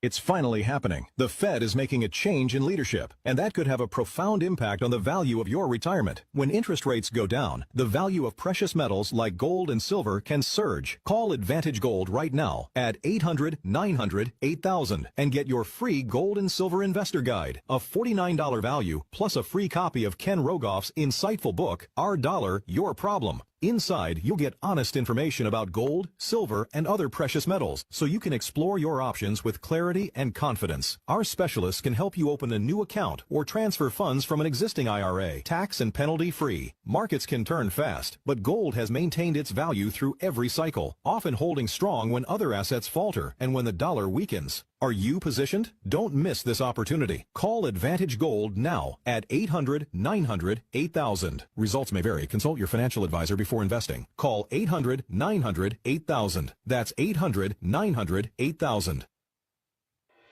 From the News Talk STL Weather Center. I'm meteorologist Shan Scotch with your first alert forecast. We've issued a first alert weather day. That's going to be set to go from Tuesday all the way through Thursday. So yes, today going to be primarily focused on some dangerous heat. The heat index up to 107, up to 104 into Wednesday and 105 into Thursday. Wednesday afternoon and Thursday afternoon could be looking at some potential strong to severe storms once again. But going to be tracking this heat looking to fall off as we head off into Friday. Still seeing some chances of some showers and storms this weekend. For the First Alert 4 Weather Center, I'm meteorologist Shan Scotch.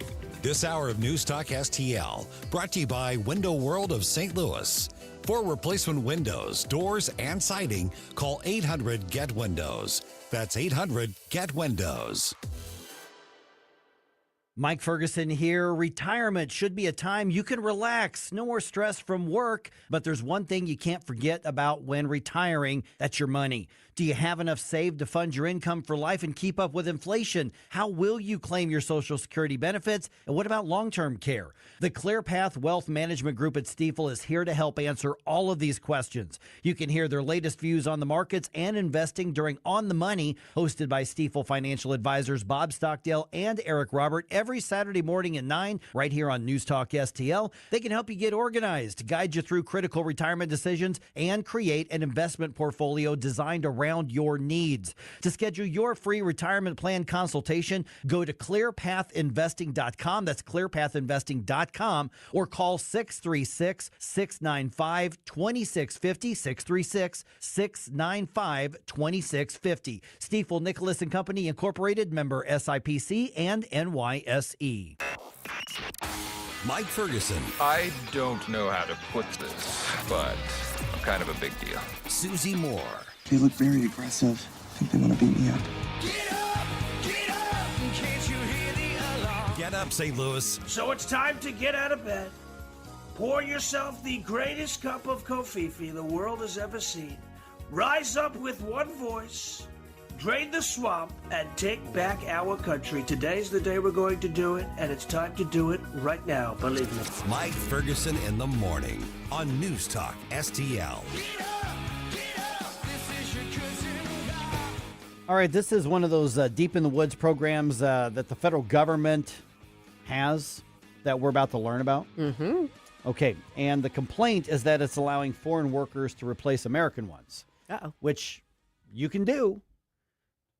There's a right way and a wrong way to allow some of those things. There are even times where there are businesses who go, but.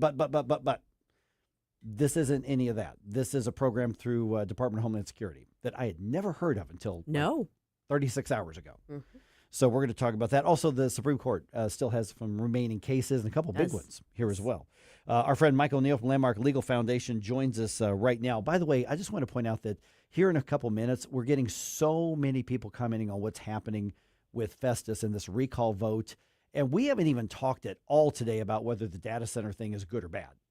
This is all about the process of holding government accountable. And then, as you put a little bit later, but we also need to safeguard against mob rule as well. I'm not saying that's what's happening in Festus, but that's the bigger picture. So 720, let's dig into that just a little bit more.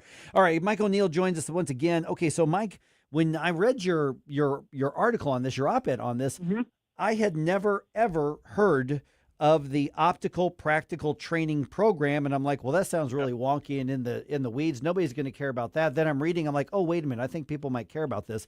It has to do with the Department of Homeland Security. What is that program before we get into the mechanics of why you think it should be discontinued? Right. Optional practical training is a program. It's a jobs program for for foreign students who are here under their F1 visas. So you come here as a student from wherever, England, Brazil, France, whatever. You're enrolled in a university. You're admitted into the United States. You're here present under an F1 student visa. OPT was originally designed to allow those students to obtain practical job training while enrolled as students. So you might do an externship or something like that. You enroll in the OPT program to allow this. What happened was over the years, and lobbyists, et cetera, pressured what was originally the Department of Justice, now the Department of Homeland Security. It's kind of morphed into this program. They expanded the program as government programs do. They inevitably, they never contract, right? They never go away. Mhm. They always expand. It's almost a rule of physics. And expanded into a new component called post-completion OPT, which allows students who are here on their F1 visas, foreign students who completed their studies, graduated from college, university, obtained their graduate degree, go out and work in the workplace for up to 3 years. So you graduated from college, you're no longer a student, you're here ostensibly under the F1 visa, which provides that you can only be here to maintain solely for, the statute says you're here to solely pursue a course of study, but you're not pursuing a course of study. So you're not here pursuant to the statute, but you're kind of in this administrative limbo program that was created not by a statute, not by Congress, but by the Department of Homeland Security. And you're allowed to stay here for up to 3 years. Now, what happens is in STEM jobs. So if you have a degree in chemical engineering, for example, you're allowed to stay and and be employed for whatever company you want to be employed for, or whatever company will employ you for up to 3 years. Now, it's problematic because it's not authorized by Congress. And we always talk about this repeatedly with you guys. I talk about the importance of separation of powers. Congress is the body that has the constitutional and the statutory authority to set the conditions by which individuals can come from other countries and retain employment here. Think about the H-1B visa program that everybody talks about, which is a lot of frauds being exposed on it, but that's another conversation. But H-1B visa program is the program for foreign workers to come into the United States. Those are for specialized workers. This is kind of an alternative that the DHS has created to allow these students to remain in the country. And again, the problem is, number one, it's not statutorily authorized because they're not students anymore. And number two, these individuals, these are recent college graduates, so they're competing with our American college graduates for increasingly scarce jobs. We know AI is taking a lot of these tech jobs already. Some of the top highest unemployments for recent college graduates are in these kind of tech jobs, computer science, computer engineering. So there's scarce jobs to begin with AI and just the natural inclination of this. And so they're forced to compete with American workers are forced to compete with these companies who are recruiting STEM work or OPT workers. Now, one other problem with it is, or not one other kind of seductive lure for the companies is they don't have, in a lot of these instances for these post-completion OPT employees, they don't have to pay employment taxes. So you're operating, if you're a tech company, for example, you're Google, who are you going to hire? You're going to hire the cheaper worker who's also beholden to you because their employment is contingent on their presence in the United States. They have to be employed by you, so you have considerable leverage, or the American worker who you might be bound to. So, of course, tech companies love this, but it's not good for American workers. It's not statutorily authorized. The Department of Homeland Security should rescind it. One last thing, you guys, which is important in this, and this just came out about a week ago, is that there's a lot of fraud in the program. Todd Lyons, who's director of ICE, had a press conference where exposed about 10,000 incidences that they'd identified of fraudulent jobs, of fake credentials, fraud. So not only on top of all the other things I've been saying about this, why it's a bad program and the DHS should cancel it, it also happens to be rampant with fraud, which is another reason why you should get rid of this. And I think it's pretty clear. Department of Homeland Security doesn't have to do a lot. They could cancel it. They have to go through the Administrative Procedure Act to do it. They don't have to go through Congress. It doesn't take anything like that. DHS has the authority to implement this ostensibly, then they have the authority to revoke it. Well, Mikey led right into my question. Sure, okay, they implemented the program. They should have the authority to rescind it, assuming they go through the process correctly. But the second that they do, the lawsuits will be filed. That's what we're seeing throughout the past year and a half of the Trump administration. No agency, nobody in the administration can blink without there being a lawsuit filed over it. So what is the... We can just hire them to build UFC cages. There we go. Okay, never mind. What is the devil's advocate point of, you can create this program, but you can't take it away? Yeah, that's an interesting point. So there's there's kind of two arguments with this. It has been challenged in courts, and the courts have ruled that the Department of Homeland Security has the authority, the D.C. Circuit, and this was pre-Loper, so this was pre-major questions doctrine. And you get a little lawyerly here, so there was some deference to the agency's authority there. So there is a very strong case, and we lay this out in a petition for rescission where we lay out all the legalities of it.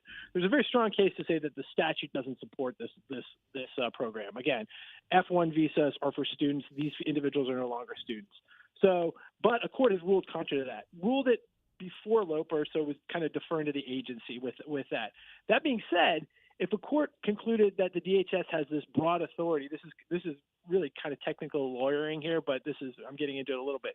The argument could be a couple things. The argument could be there's no statutory authority for it, and if there is statutory authority for it, then the DHS has this broad authority. Well, then if they have broad authority to implement this, the contra to that is they also had the broad authority to revoke the program. Now, what would playing devil's advocate, what would individuals say? What would lobbying groups or tech groups want to say that if they want to preserve this, if DHS actually goes down this road? They would probably attack it from an administrative perspective and say, you're not following the mandates of the Administrative Procedure Act. It's unreasonable. You're not following all of the requirements of it.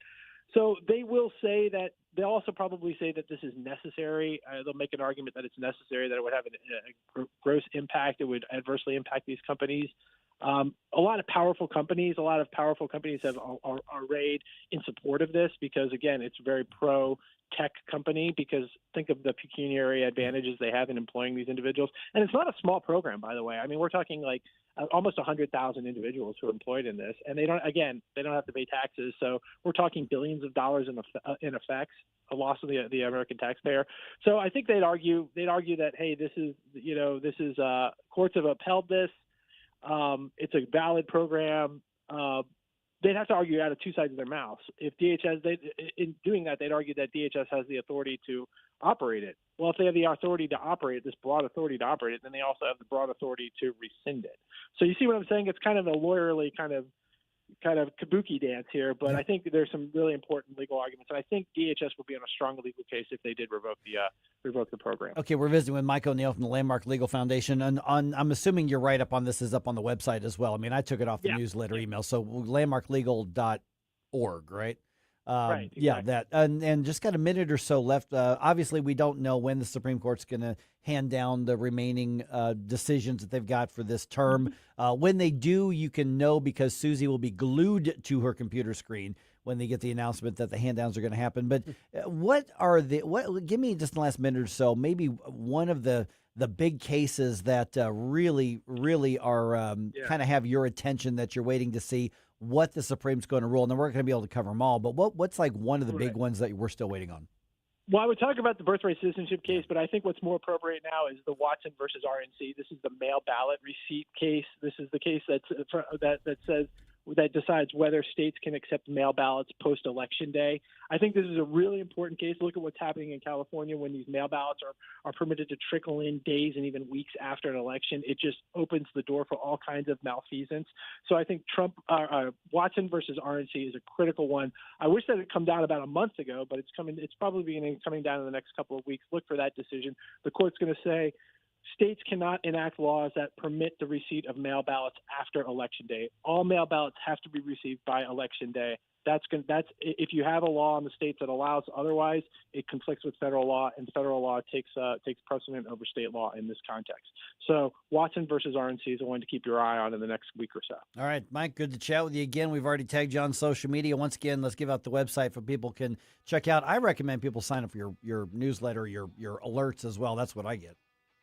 Yeah, that's great. Thanks. Landmarklegal.org. Just check it out. You can see the petition, and you can see our press release on this, our executive summary. There's all kinds of good information talking about why DHS should rescind the post-completion OPT program. Awesome. Thanks, Mike. Thanks, y'all. Have a great day. You too. All right, we've got to talk about the situation in Festus. Did the city council and the mayor do the right thing by blocking the recalls from going on the ballot? We're going to dig into that more here at 7:20. I've had enough of this. Turn my eyes to your indifference. Stop right now before you blow us all away. Mike Ferguson in the morning. I like it, but they're going a little overboard with the dancing. On News Talk STL. Colombo and Company. Tuesday is Election Day in Maine, and they're still counting votes in California. We'll discuss the latest. Plus, we'll be joined by Susie Moore and AI expert Mike McCleary. Live and local weekdays at 2 on News Talk STL. Hanson's Tree Service at hansonstree.com is your one-stop shop for expert insured tree care and more in the greater St. Louis region and at the Lake of the Ozarks. Visit hansonstree.com for 24/7 emergency tree care, grinding and land clearing, awesome organic mulch, green resource recycling, and more. Tim Jones here to tell you that whether you're dealing with old man winter at your home or business in the St. Louis region or preparing your lake home for spring, call Hanson's to help you out. No job too big or too small. Mention News Talk STL. Receive 10% off all tree care services. hansonstree.com, hansonstree.com. Hey, this is Chris Arps. If you enjoy a good cigar like I do, check out Dorset Cigar at 11396 Dorset Road in Maryland Heights. They'll help you find the perfect smoke, and they have a fantastic premium selection. Mention promo code NewsTalkSTL for 7% off. Visit DorsetCigar.com. Colombo here for my friends at Bluff City Outdoors in Alton. The knowledgeable staff at Bluff City has served the St. Louis outdoor community for decades, and they can take care of all your bow hunting needs, all your trapping needs, all your fishing needs, and more. Plus, while you're there, you can schedule a trip with a local fishing guide and shoot in their archery range. Bluff City Outdoors is open 7 days a week, 1 mile east of Fast Eddie's at 2813 East Broadway in Alton. Follow them on Facebook and at bluffcityoutdoors.com. Staff's Pizza, you know the name. They're famous for their St. Louis-style pizza, but don't forget their party platters for any occasion. Step sandwiches, pasta, and pizza are always a big hit at any get-together, and the party platters make it easy. 4 great locations: St. Peter's on Juggerman, in St. Charles on Zumbell, Pond Ford Trail in Lake St. Louis, and the original Stephanitas in O'Fallon. Check them out at steffspizza.com. And remember, tonight's a good night for Steph's Pizza. This is 101.9 and 94.1. I have to tell you, if this is how they're going to behave, I'm rethinking my position. News Talk STL.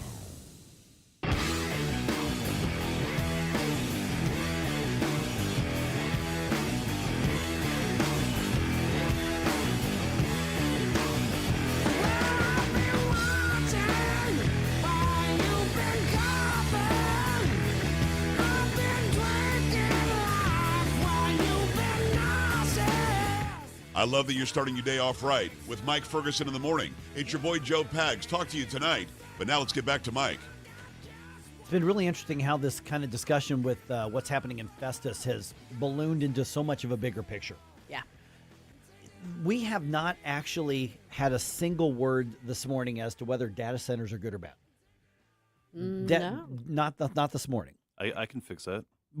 Yeah, but I mean, that's where the whole thing started. Yeah, that's what it's about. Yeah. The underlying, right? But it's also about government, right? This is a much bigger picture. And you used a term a little bit earlier that nobody likes to hear, but I think needs to be incorporated into this. And mob rule is the colloquial that I think a lot of people miss in the discussion. So 314-912-1019 or shoot us a note on the social media chat stuff. Here's where I want to go with this. Obviously, you've got the who's right and who's wrong in Festus. The people activist group, they come up with the petitions. They get the petitions cleared. They go get the signatures. The signatures are verified. The county clerk says, you have valid signatures, enough of them per state law to refer this over. I thought the county clerk, being the chief elections person in the county, just put it on the ballot. No, turns out a city election, the city council has to decide to put it onto the ballot or not. There's another step to the process. I didn't know that. Neither did I. I when I was in office, we never had that. It never happened. Now, I wasn't in office all that long, but we never dealt with that when I was in office. And the city council says, we're not going to put this on the ballot. Now, did they say, I don't want to face the voters? Well, maybe there was some of that. I don't know. They didn't say that. But what they did is they said, we've got 2 different attorneys. One, the one that was hired to represent the mayor and the city council. So he's obviously going to fight for his clients. That's Chuck Hatfield. And then the city's attorney says, I agree with him. And I thought it was actually very smart for the city council members to say, we're going to make it public what his advice is to us. Behind closed doors advice, we're going to make that public. And his argument was, I think that the attorney hired by the mayor and the city council members privately is right. And that this petition, the way it's written, does not follow state law. The purpose of your recall or the reasoning for your recall is not one of the three reasons state law allows a recall. Therefore, you're opening up the city to a tremendous amount of litigation, not even just whether or not the question should be on the ballot, but let's say the recalls were successful, then you got the challenge as to whether the recalls were valid in the first place, and then you're possibly looking at an election being overturned. And so then you get the question, well, wait a minute, but aren't the people speaking? Or are you denying them the right to speak in a recall election? Mm-hmm. That's a fair question. Sure. Now the people speak in every year in the municipal elections as it is. And so that comes down to the balance of all of this and the checks and the balance. We want to always know that we've got the checks and the balances over the government, but nobody likes to hear, but maybe the system has a check and a balance on people as well. And we don't like to hear that. Maybe that's right, maybe that's wrong, but we don't like to hear it. Well, there's lots of things we don't like to hear. Right. I think something that's being kind of lost in our discussion of this, too, is, okay, like you were saying, like you didn't know that there was this added step where the council actually then had to vote whether or not to put it on the ballot or not. And I've been in elected office, and I didn't know that. Well, right. But how did that provision get in there? Right. Someone chose to include that provision in their city charter. Is it the city charter? Well, they're a third-class city, so they're not a so there's no charter. City. So this would all be under state law. State law. Yeah. Okay, but so someone somewhere along the line decided that cities of this nature have this requirement. Mm-hmm. If you don't like that, you can push to change that as well. Right. And that would have been written into law by somebody who was elected across the state. Correct. And again, you have the final say in who you elect. What you want to be careful of is setting up a situation where, I'm going to analogize it here. Bear with me. Sorry, I don't have all my coffee yet. Okay. Do we want a sitting president to be dealing like all the time, constantly with lawsuits against him personally, her personally, impeachments? I mean, there's different ways that you can check someone's power, but do you want the bar to be doing that so low that the person can't actually hold their office and actually do their job? Is the president part of my tribe, or is it on the other tribe? Now, Mike, stop. Taking yourself out of tribalism. If you're not looking at it through purely partisan lenses, if you want an elected official to be able to do their job, you cannot hamstring them in such a way that they literally cannot, because you're constantly throwing, impeachment at them, or in this case, recall. Yeah. There needs to be a recall mechanism, but it also needs to have some restraints on it, some guardrails on it, so that you aren't just, you're a disgruntled citizen, you don't like what this elected official did, so you're just going to push to recall them, and it's like easy peasy. You can't have that. Right, and that goes to the stability of a government. But let me, because I was trying to think of all the pros and the cons on both sides here. One of the things that I think when you elect somebody, they are the hired help. Mm-hmm. You are electing them to take care of business for the city, so that you can go live your life and not worry about that. What you're hiring, part of what you're hiring that person to do is make a lot of legal agreements, purchasing agreements, hiring agreements, mutual aid agreements. You're talking about them digging through things that you just don't have time. It's not, you hire them to do it. Okay.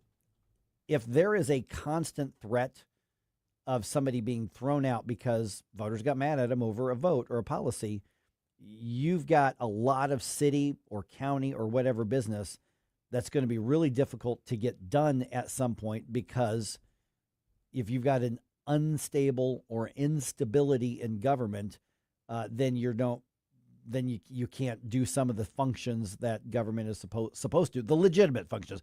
Almost every government has illegitimate functions that they should not be doing in the first place. So that's one side of it. But I agree there should be a recall, but it should be narrowly tailored, especially at the municipal level when you're hiring volunteers for 2 years. Well, that's a good point, too. You're hiring volunteers for 2 years. Now, Yeah. there may be a little stipend or something. I think when I was in office, I think it was like $100 every other week or something like that. Yeah. It was, but you, for the most part, you're looking at This volunteers. is not their full-time job. Oh, they may not get paid at all in many Right. cities. But that doesn't change when you put yourself on the ballot and you get elected, you're taking on a responsibility. Yes. But the law itself says if you're not embezzling or committing crimes, if you're not showing evidence of incompetence, meaning a Biden-esque, you don't know what room you're in and the Easter Bunny tells you where to go, or you have failed to enact your duties. For instance, you don't show up to meetings and you don't vote for weeks or months on end. Right. Things like that. Then, yeah, you can be recalled. What the law, as is being argued in Festus, and we may get some clarification from the courts on this, is they're saying, I don't like how you voted. I don't like that deal you made. That's not, under Missouri law, a reason for a recall. That's what elections are for, is basically the way the law is set up. Right. Now, is that good? Is that bad? I mean, at some point, does somebody vote so poorly that they're like, okay, we just want to get rid of this guy or this gal, whoever the case is. But then it gets to, well, wait a minute. They were elected. Throw them out next time. Now, I suspect there's going to be a massive campaign against Mayor Richards and the three council members. Absolutely. If there's no recall vote, there's going to be an organized, funded campaign to throw them out of office. Well, that's the way it's supposed to work. Yes. You've pissed off the voters, enough voters, so long you have to defend your position to be there. That's what the elections are for. That's why they're every 2 years. Same thing with Congress. Same thing with state representatives. Yeah. That's the point. So it is kind of fascinating that while the spark for all this comes from the data center debate, what it really is kind of like a deep dive into local municipal governance and separation of powers and, good civics. Yeah, precisely. I know we're getting a lot of comments on this on social media, Jerome. I know a lot of people are weighing in on it. The conversation is not about this. Oh, it's not? No, the conversation is about coffee and Flashback Friday's theme. It's gone off the rails. Yes, well, the chat box may be active, but they tend to have a mind of their own, and I cannot always herd all the cats. So I'm gonna vote to recall them. Recall. Just kidding, guys. Love you. I have a clipboard and I know how to use it. Love you guys. But no, here's the thing though, because people being involved and passionate about their local government community, that's a good thing. Yes. So you don't want to. You don't want to encourage. You don't want to discourage being involved, but you also want to make sure things are done right. I've got mixed feelings on it all the way, and this is before we even get into whether a data center is a good or bad thing. Right. This is a There's more civics to it than lesson unfolding right in front of us, and it's happening in Festus right now. Those darn apartment dwellers and their darned apartments, are they really a drain on our communities, or are they getting a bad rep from politicians? We're going to sort out the facts from the fictions coming up here at 7:35.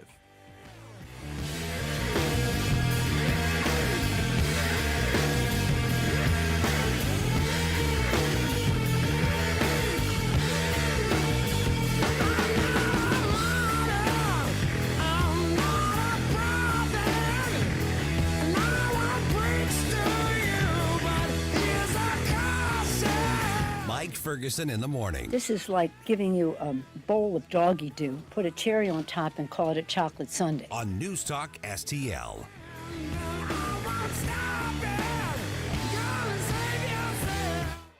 From the NewsTalk-STL Weather Center. I'm meteorologist Chance Gotch with your first alert forecast. We've issued a first alert weather day. That's going to be set to go from Tuesday all the way through Thursday. So yes, today going to be primarily focused on some dangerous heat. The heat index up to 107, up to 104 into Wednesday and 105 into Thursday. Wednesday afternoon and Thursday afternoon could be looking at some potential strong to severe storms once again. But going to be tracking this heat looking to fall off as we head off into Friday. Still seeing some chances of some showers and storms this weekend.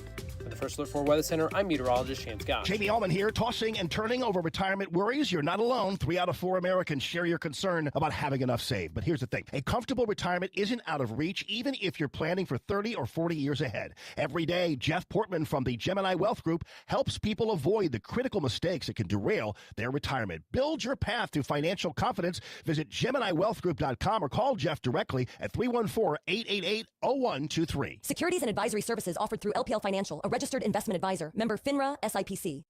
Larry Connor's Commentary, brought to you by Vincent's Jewelers, offering a wide selection of jewelry, including lab-grown diamonds, affordable earrings, bracelets, necklaces, and rings, up to 75% off their natural counterparts. Visit Vincent'sJewelers.com. This is Larry Connor's Commentary on News Talk STL. There was a time when comic books were for kids. Harmless entertainment, funny characters such as Tom and Jerry, Popeye, the Roadrunner, superheroes, Batman, Superman. Comic books were treasured, shared by kids, all harmless entertainment. And now they are tools of the woke. Propaganda messages buried in brightly colored pages. Marvel has a She-Hulk. The Hulk got transgender surgery. DC Comics now has a Wonder Woman for Pride Month, a transgender. If it's not enough that you have to police what your children see at the movies, TV, on their computers, their phones, now be alert for propaganda comic books. By the way, Steven Spielberg has a new movie coming out titled Disclosure Day. He says his movie raises the question, is God as we know him the only God in the universe? Or is there a different God in a different universe? Now, he says his movie will question a Christian's faith, have them question their own faith. I don't care how great the movie might be. Spielberg's movie will not affect my faith. Get more Larry Connors on Larry Connors USA. Tonight at 6 on News Talk STL. When insurance companies know you're represented by Under Law, they know Under is not going to let you be pushed around. Their reputation is built on years of courtroom battles. If you suffer an injury or damage to your property, serve the insurance company notice. You have Under Law on your side. A St. Louis firm you can trust to protect you at every term. Don't settle for less. You want to win? Believe me, Under wins. Under, O-N-D-E-R, underlaw.com. Today, scammers use AI, fake voices, and realistic messages to make fraud look real. If you're pressured to act fast or promise guaranteed returns, don't fall for the call. I'm Denny Hoskins, Missouri Secretary of State. Our office regulates investing and works to protect investors. Call the Missouri Securities Hotline at 800-721-7996 or visit MissouriProtectsInvestors.com. Paid for by the Missouri Investor Education and Protection Fund. This is a public service announcement. Hey, Colombo here for Intervine, a great local company that has customers all across the country due to the quality of their products. Intervine has the best flashlights, lanterns, headlamps, and even batteries, including the new Monster 2000 Lumen waterproof lantern and the Sentinel 2000 self-defense flashlight. Our home and vehicles are full of great Intervine products, and right now you can shop their website and get 25% off your entire purchase just by using my name, Tony, as your promo code. That's promo code Tony at Intervine.com. News, analysis, opinion. She is making New York less safe. President Trump has done more to protect the citizens of New York than she has. It's not in China's interest or anyone's interest for there to be any sort of forced change in the status quo. 101.9 and 94.1 News Talk STL.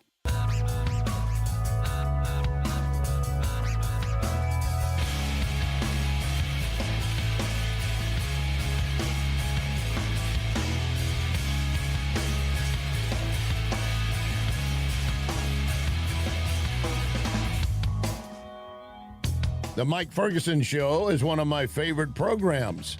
In addition to Larry Connor's USA, catch my program at 6. Now, back to Mike. Okay, so it's not really a war on apartments, but a lot of candidates and elected officials around here say they want to stop more apartments from coming into town, and they got some bad things to say about how many apartments are already here. And it's not just St. Charles County. That was kind of highlighted in the debate that Hammond Institute for Free Enterprise and Lindenwood University put on last week, and we were, of course, a big part of that as well. And you can see those clips. I'm seeing those clips kind of going viral all over the place here in the area. A lot of those darn apartments. And then Susie says, I have a question. By the way, I'm a St. Charles County apartment dweller. And voter. And you've been so for a long time. Yeah. And we're now joined by David Stokes from the Show Me Institute. He knows a thing or two about the municipal stuff and policy. And so the idea that I don't want an apartment complex next to my subdivision, okay, that's nothing new, David, although I've seen some really nice apartments near some nice subdivisions. It's all about how you do it. But what do you make? Let me start with the basic foundational question, David. What do you make of this sort of sudden focus, hyper-focus on apartments, and we have to stop them, and we just assume that all apartments are bad, and that's just kind of the narrative in this election year? I find it strange, and it's certainly as you led with, yes, this issue's always been out there with zoning and growth and suburbanization. It's been out there, but perhaps in response to the very high cost of housing in the United States, and to a lesser extent in St. Louis, because our housing is affordable here, and that's a good thing. But perhaps in that response to that, we want more housing options for people. That's a good thing, and that those housing options include apartments for people. And perhaps because we're getting more apartment proposals in fast-growing areas like St. Charles, you're getting more opposition to it, and it seems very strange. There's nothing wrong with apartments. It's inappropriate, I think, to use the power of government to go out of your way to prevent them with moratoriums or bans or anything like that, whether that's happening or in St. Charles County or cities in St. Charles or Ladue or wherever. But indisputably, it's been a growing area the last year, and I find it strange, and I also find it, in simplest terms, wrong. I mean, the frustrating aspect of it is you find people who would generally strongly support property rights, and suddenly when it's the right of a property owner to build apartments on their own property, it's like everybody comes out and says, well, suddenly we can tell you to do what we want with your apartment however we want to. So that's the frustrating part about it. David, I feel like there are, don't listen to her. She's an apartment dweller. I've been both a homeowner and an apartment dweller in St. Charles County. I feel like I had to do that. I'm sorry. Anyway, can't do anything with that guy. There are strong arguments about this strain that if you're overbuilding, obviously that puts on the infrastructure. How do local officials, particularly since most of these are going up within municipalities, are not county decisions, they're actually municipal decisions. But how do municipal leaders strike that balance between, you want to encourage growth, but you don't want it to grow too fast and you don't want to grow in the wrong way? Well, historically, and we're celebrating our 250th anniversary as a country, and until about the last 20 years, we didn't subsidize many things, and we need to go back to that. And that's how municipal officials would think. So many of these apartment complexes, whether they're mixed-use developments or whatever they may be, not all of them, but many of them come with tax subsidies, granted out tax abatements. And this is throughout the whole area. I'm not picking on St. Charles or wherever. So then you get these new apartment buildings that generate traffic and all those concerns, and they don't generate the taxes to help address those concerns. So the easiest thing at the municipal level is for people to stop the tax abatements for it, and then we can address the problems they cause, and problems in air quotes, things like traffic and the like, being that the new development generate taxes, and you take those taxes to help develop the infrastructure to deal with that growth. And that's how St. Charles operated for many, many years, and very, very successfully. And that's the model that the whole region should be following. Stop the subsidies, take the new taxes, and invest in the infrastructure to address it. Yeah, I want to dig down a little bit deeper on that, because another aspect of what some, and again, I'm not, right now people are looking at St. Charles County, but we're seeing this, like you said, in St. Louis County, we're seeing it in Jefferson County, we're seeing it all over the place, is that among those arguments, the roads is a big one, David, absolutely. Others are saying, well, there's a lot of young families, a lot of kids are going to the school district, but they don't pay property taxes. And so therefore they aren't contributing, and taxpayers are left on the hook for them not paying their fair share, essentially. I'm putting words in their mouth, but that's essentially what they're arguing. And truly, there's a lot of people who are starting off their careers and they're having their kids and they're living in apartments and rental housing. But the argument is you're not putting in what you're getting from the services, even if you're middle income or even upper middle income. And that's one of the arguments. I don't think the necessarily the economic reality bears that out unless there are those tax abatements involved in that take out the property tax aspect. Right. So to start with, let's leave the abatements aside. The abatements are a problem. Beyond that, no, I do not agree with the economic argument. And I know you were just putting it out there, not saying this yourself. I don't agree with the economic argument that renters don't pay their fair share. I mean, just because they don't directly pay a property tax or a real estate tax through a bill, they're paying their real estate tax through their rent. Like the apartment owner, the building owner is paying rent. And if it's a commercial development, as most of the larger ones are, they're probably paying more taxes than single family homeowners are, based on a percentage of the value at least. So I don't agree that apartment owners or apartment renters don't put their fair share into the public services. I'm sitting here talking to you from my house in University City, and yes, where I live is a single family home neighborhood. But just to the block north of me on Delmar is a lot of apartments. To the block south of me on Pershing is a lot of apartments. And I can tell you that my family and I have never ever looked around the neighborhood and thought, you know what, we live by too many apartments. Like it just doesn't come into play. And I do find the reaction to this strange. And yes, St. Charles seems to be where we're talking about it now. The excellent debate you guys hosted a week ago, talked about it a lot, but it's happening in the whole region. Ladue has a debate on one going on right now, which is really riling up that community. And if you're going to rile up a community, Ladue's a heck of a one to rile up. And it's just an issue going on. But we all want places with young families to have nice places to live. We all want young families to be able to have affordable places to live. And if you start banning apartments or take these short-term moratoriums and make them permanent, and I think some of the St. Charles officials who were quoted in the Post-Dispatch said this, in a couple of years, you're going to look around and say, why is everybody moving to Lincoln County? Why is everybody moving to Warren County? And there's nothing wrong with either of those two beautiful counties, but you're going to drive people away due to the high cost of housing in St. Charles or St. Louis or wherever. Apartments and duplexes and those things are one of the options we need to have to hold the cost of housing down for everybody.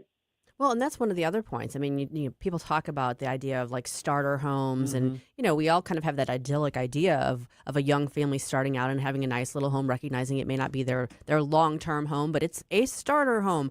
But with housing being as expensive as it is right now, that's not an attainable goal for a lot of young people. And yet, I don't know. Obviously, we want to strike the balance, too, between government being so involved in the process that you've got nothing but government overreach and it's interfering with just sort of the natural economic order of things. But the policies they pursue, to me, it just comes back to having to strike that balance. You do have to strike that balance. There are legitimate infrastructure issues that cities and counties need to plan for, sewers and water and roads and sidewalks and the like. And that's legit, but going too far into this, we're going to ban them, or these moratoriums become bans. That's a real problem, and you see that in the Ladue debate right now, where there's a proposal to put apartments just south of Hilzinger on the west side of McKnight. It's in an old industrial area. It's now, and I'm going to get to a legitimate concern about it in a second, but. It's not like it wasn't a single-family neighborhood that's being converted to apartments. It's an empty area. It's an old industrial area that's barely being used now. And somebody bought it, and the company owns it, and they want to build apartments and some duplexes there.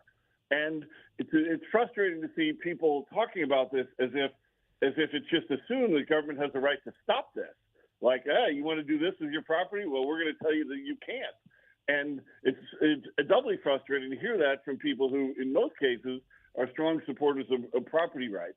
And I live in this general area, mid-St. Louis County, and I want more housing options for people of all types, including affordable ones in this region. And apartments are one way to do that. Now, that particular area, I think, has some legitimate flooding concerns. My friend Bob Chris at WashU has raised these, and I think that's a legitimate thing to be worried about. And that's the same thing in St. Charles County. There are parts of St. Charles along the rivers in the floodplain where development, that's a very legitimate concern about restricting some development.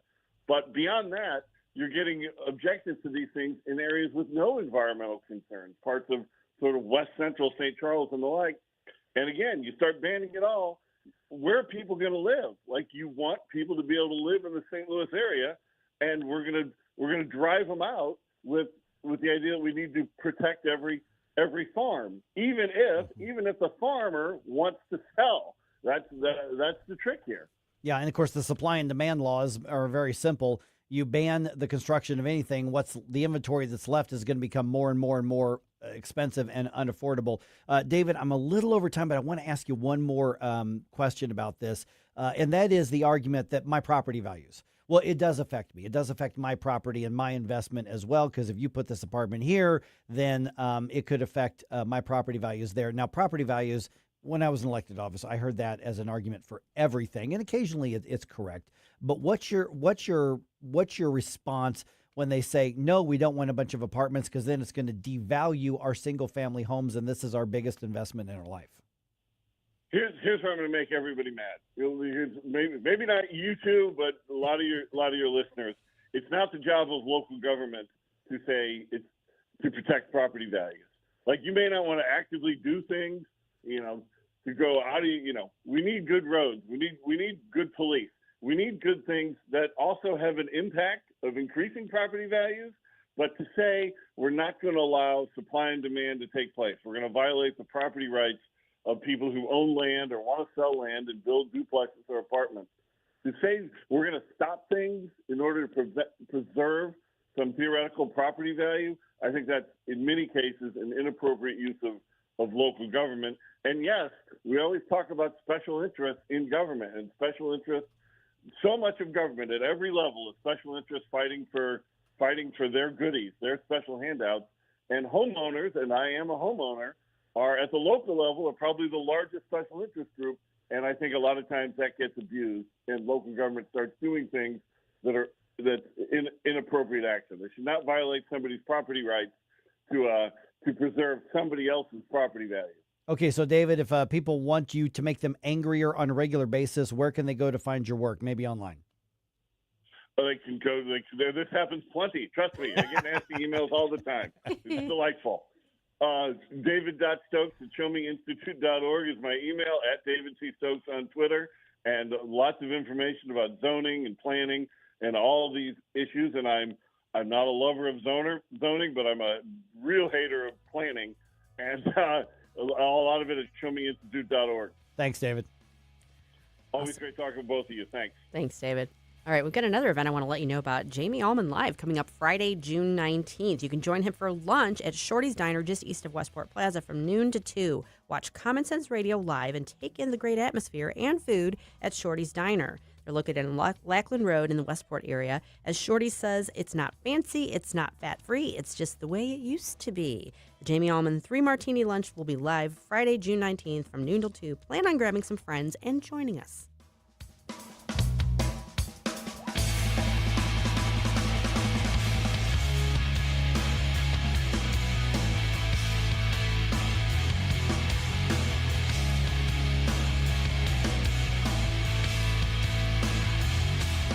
Okay, so let's talk about your single-family home that you've got, and you're in U City where David is, or you're in Ladue, you're in Clayton, you're in Hazelwood, you're wherever, and you just want your home to be the best it can possibly be. Not just curb appeal, but that ownership, that pride of knowing that your home stands out and it reflects you and your family.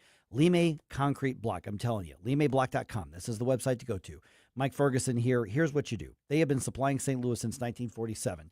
give them a call or just go to limeblock.com or just put Lime Block right in your maps. It'll take you right to where they are with everything they have. You say, I've got this idea. I want that retaining wall. You know what? I want that walkway. I want that stone walkway. I want that seating wall around my patio. You know, I want that. I need that ready mix concrete. I want that outdoor living space. You come in with the idea, and they're going to say, here's what you're going to need. They're going to supply you. They're even going to give you ideas on what you can do with it, and then you can go make it happen at your home. Walk around some of these beautiful neighborhoods. It can be Ladue. It can be Clayton. It can be Chesterfield. It can be anywhere, and I'm telling you, a lot of those retaining walls, a lot of those decorative walls, a lot of those garden walls, a lot of those walkways, those gates, a lot of those were built from supplies from Lime Concrete Block Company. They can do the same for your home. They can set you up to set your home apart. LimeBlock.com, I'm telling you, just put Lime Block in your maps. It'll take you right there, and you can see everything they've got to offer. You bring the ideas. They'll give you the supply. You make it happen for your own home. This is Kirk Barr, St. Charles County Director of Elections, inviting you to our Sundays on Sunday, family-friendly open house. Stop by for a behind-the-scene look at how your elections are run. Kids can vote at a mock polling place using a real ballot. You can meet candidates appearing on the August primary ballot, and everyone can enjoy free ice cream. The County Pet Adoption Center will also be on site with dogs looking for new homes. Join us Sunday, June 14th from 2 to 5 p.m.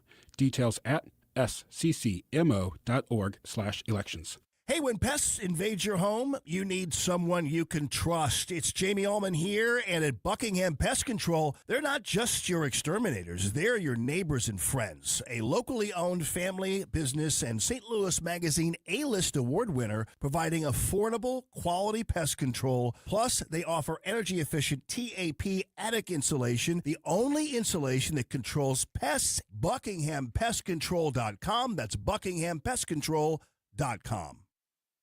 I'm not the one so far away when I feel the snake bite enter my veins. Never did I wanna be here again, and I don't remember why I came. Hey, this is Vince Colonnese. I'll talk to you tonight at 8, but now back to the Mike Ferguson in the Morning Show on News Talk STL.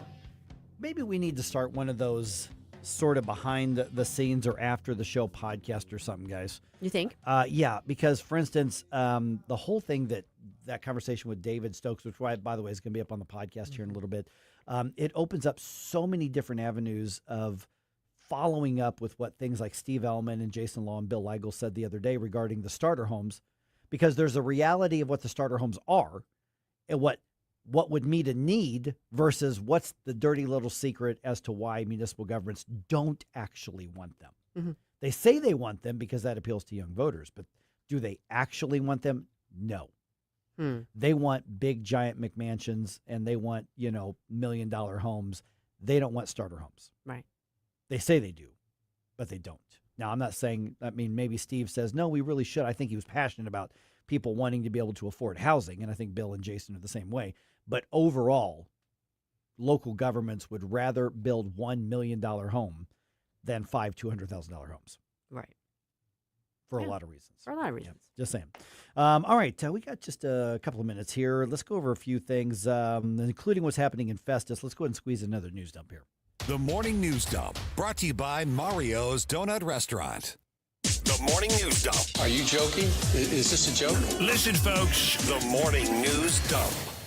Took my mom to Mario's the other day. Mm-hmm. So good. Yeah. So much fun, too. All right, the Festus City Council says no to the recalls. The vote was 4-3 in each recall against placing those questions on the ballot. The reason given was that the recall petitions lacked legal grounds based on state law, which requires that recall efforts be based on unlawful actions or incompetence. The recall petitions were started by residents opposed to a data center project in the city limits. Okay, a few other things going on here. President Trump makes it official. He's formally nominated Acting Attorney General Todd Blanche to become the next AG. Blanche was previously confirmed by the U.S. Senate to be Deputy Attorney General at the beginning of this presidential term, but he's going to have to be confirmed for this role specifically. And it's Acting Attorney General, not the autocorrect on the news that says Action Attorney General there. Thank you. Thank you, Outlook. Thank you, Word. that did the autocorrect. It's not Action Attorney Blame General. the robots. I'm just saying the robots got me on that one, and I almost read it on the air. Got a little sad news. I don't want to report sad news, but I have sad news. Yeah, the St. Louis Zoo announces the sad news. Mara, the 57-year-old Sumatran orangutan, died this week. Aw, she was my age. She was the second oldest of her species in North America. Wow. Yeah, Mara had been at the St. Louis Zoo since 1992. Oh, that is sad. Yeah, and if you've been at the zoo at any time in our lifetime, I guarantee you've seen Mara. We've all seen her. We've all seen her out there. So farewell, Mara. She was a great grandmother to orangutans that are in zoological parks around the country now. All right, Cardinals are in New York to start a series with the Mets tonight. That is a 6:10 first pitch. Billikens and Tigers going to meet on the basketball court this coming season for the first time in 25 years. Yeah, the 3-game series, so 2026, 2027, 2028. That's going to happen November 6th at the Enterprise Center to start. Locations of the 2027 and 2028 games have not been announced. So this game, Enterprise Center, not at Chaffetz. It's going to be considered a neutral court, and they'll probably sell the darn thing out. That's for sure. Yep.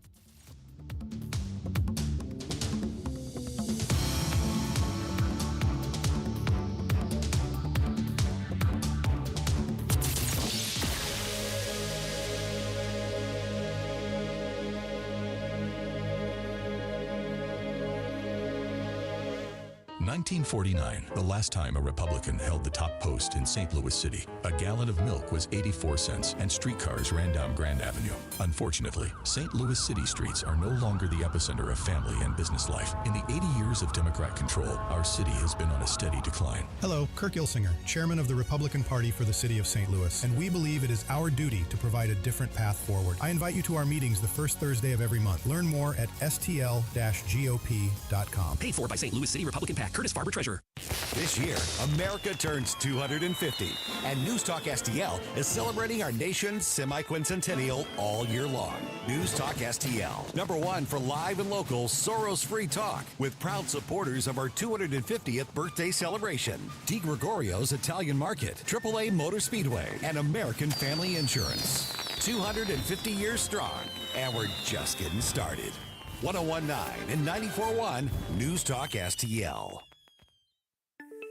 The Herzog Tomorrow Foundation provides private school tuition scholarships through Missouri's new Most Scholars program to cover the cost of accessible, high-quality schooling. Hi, this is Myella Esser with the Herzog Tomorrow Foundation. Our private school tuition scholarships wouldn't be possible without the support of generous Missouri taxpayers. If you're a Missouri taxpayer interested in redirecting your tax dollars and sending them to Missouri students in need of a better education, please contact me at herzogmostscholars.org. Better education for students creates a better tomorrow for all. Learn how you can help provide a better education for Missouri students at herzogmostscholars.org. That's herzogmostscholars.org. Also, sign up for The Lion, an initiative of the Herzog Foundation that carries articles covering a wide range of issues facing American families and culture. herzogfoundation.com. That's herzogfoundation.com. KLGY HD3 Clayton, K270BW Bellefonte, KNBS Bowling Green. This is News Talk STL at 101.9, 94.1, and always streaming at NewsTalkSTL.com. News this hour from Town Hall. I'm Rich Thomason. The pilots are fine. That's President Trump's report on the fate of the 2 crew members who were on a U.S. military helicopter that crashed near the Strait of Hormuz. The president says the 2 service members were successfully rescued. The shaky Israel-Iran ceasefire is holding as the 2 combatants have quit trading fire. Israel's strikes on Hezbollah and Lebanon apparently opened a rift between President Trump and Israeli Prime Minister Netanyahu. President Trump had publicly warned Israel not to strike Beirut in its war with Iran-backed Hezbollah militants. When it did on Sunday, Iran responded by firing ballistic missiles at Israel for the first time since the April ceasefire. Israel then struck Iran, with which Mr. Trump has been engaged in weeks of high-stakes negotiations. The fighting has since died down, but the differences between the 2 leaders may persist. That's because President Trump wants to wind down an unpopular war and reopen the Strait of Hormuz to ease gas prices. Iran says a full ceasefire in Lebanon is key to any deal. Bernie Bennett, Washington. Why does it take California so long to certify election results, including the votes cast in the Los Angeles mayoral primary? California takes a long time to count votes, and that's because about 90% of the voters cast their votes by mail. And on election night, counties like Los Angeles will release their results of the mail ballots that they have processed so far, plus whatever votes were cast on election day. Mail ballots typically favor Democratic candidates more so than Republican candidates, and especially in this race, we have evidence that Democrats held onto their ballots all the way up until the final days of the race, perhaps while they were waiting for the governor's race to settle. Correspondent Stephen Olemacher says incumbent L.A. Mayor Karen Bass will face another Democrat, Progressive City Council member Nithya Raman, in the runoff. Wall Street, the Dow futures up 168 points. NASDAQ futures ahead 226. More on these stories at townhall.com. Hey, I'm Kirk Cameron. Is health insurance eating up your budget for 2026? If you're looking for ways to better steward your finances, consider this: Christian Healthcare Ministries. It's a health insurance alternative at half the cost. Join CHM today by visiting chministries.org/wellness. While insurance companies tell you when to join, what to pay, and where to go, CHM is different. As a ministry, CHM allows you to share the burden of medical bills with other Christians. You can enroll, switch programs, or leave at any time. Christian Healthcare Ministries. It's a world of difference. CHM has 4 flexible programs. You can pick any certified doctor, surgeon, or hospital that you want for eligible care. So make the switch. Take your paycheck back from health insurance this year. Join CHM today by visiting chministries.org/wellness. That's chministries.org/wellness. From the News Talk STL Weather Center. I'm meteorologist Chan Scotch with your first alert forecast. We've issued a first alert weather day. That's going to be set to go from Tuesday all the way through Thursday. So yes, today going to be primarily focused on some dangerous heat. The heat index up to 107, up to 104 into Wednesday and 105 into Thursday. Wednesday afternoon and Thursday afternoon could be looking at some potential strong to severe storms once again. But going to be tracking this heat looking to fall off as we head off into Friday. Still seeing some chances of some showers and storms this weekend. For the First Alert 4 Weather Center, I'm meteorologist Chan Scotch. This hour of News Talk STL is brought to you by Stifel, serving investors for over 130 years. Contact your Stifel financial advisor at stifel.com. That's STIFEL.com. Dr. Michael Lewis, West Point grad, physician, and retired Army colonel, is considered the world's leading expert on the use of omega-3s in brain health. He's also the author of When Brains Collide. Dr. Lewis, a lot of people take fish oil supplements, but how do you know they're working if you're not testing? Elizabeth, I've come across the biggest breakthrough in my 30-plus years of medicine. What if you could test yourself at home to see if your fish oil supplements are actually working? And then have the right product, a combination of fish oil and olive oil, a perfect Mediterranean diet in a bottle, delivered right to your doorstep. This is the answer to the American ultra-processed food diet.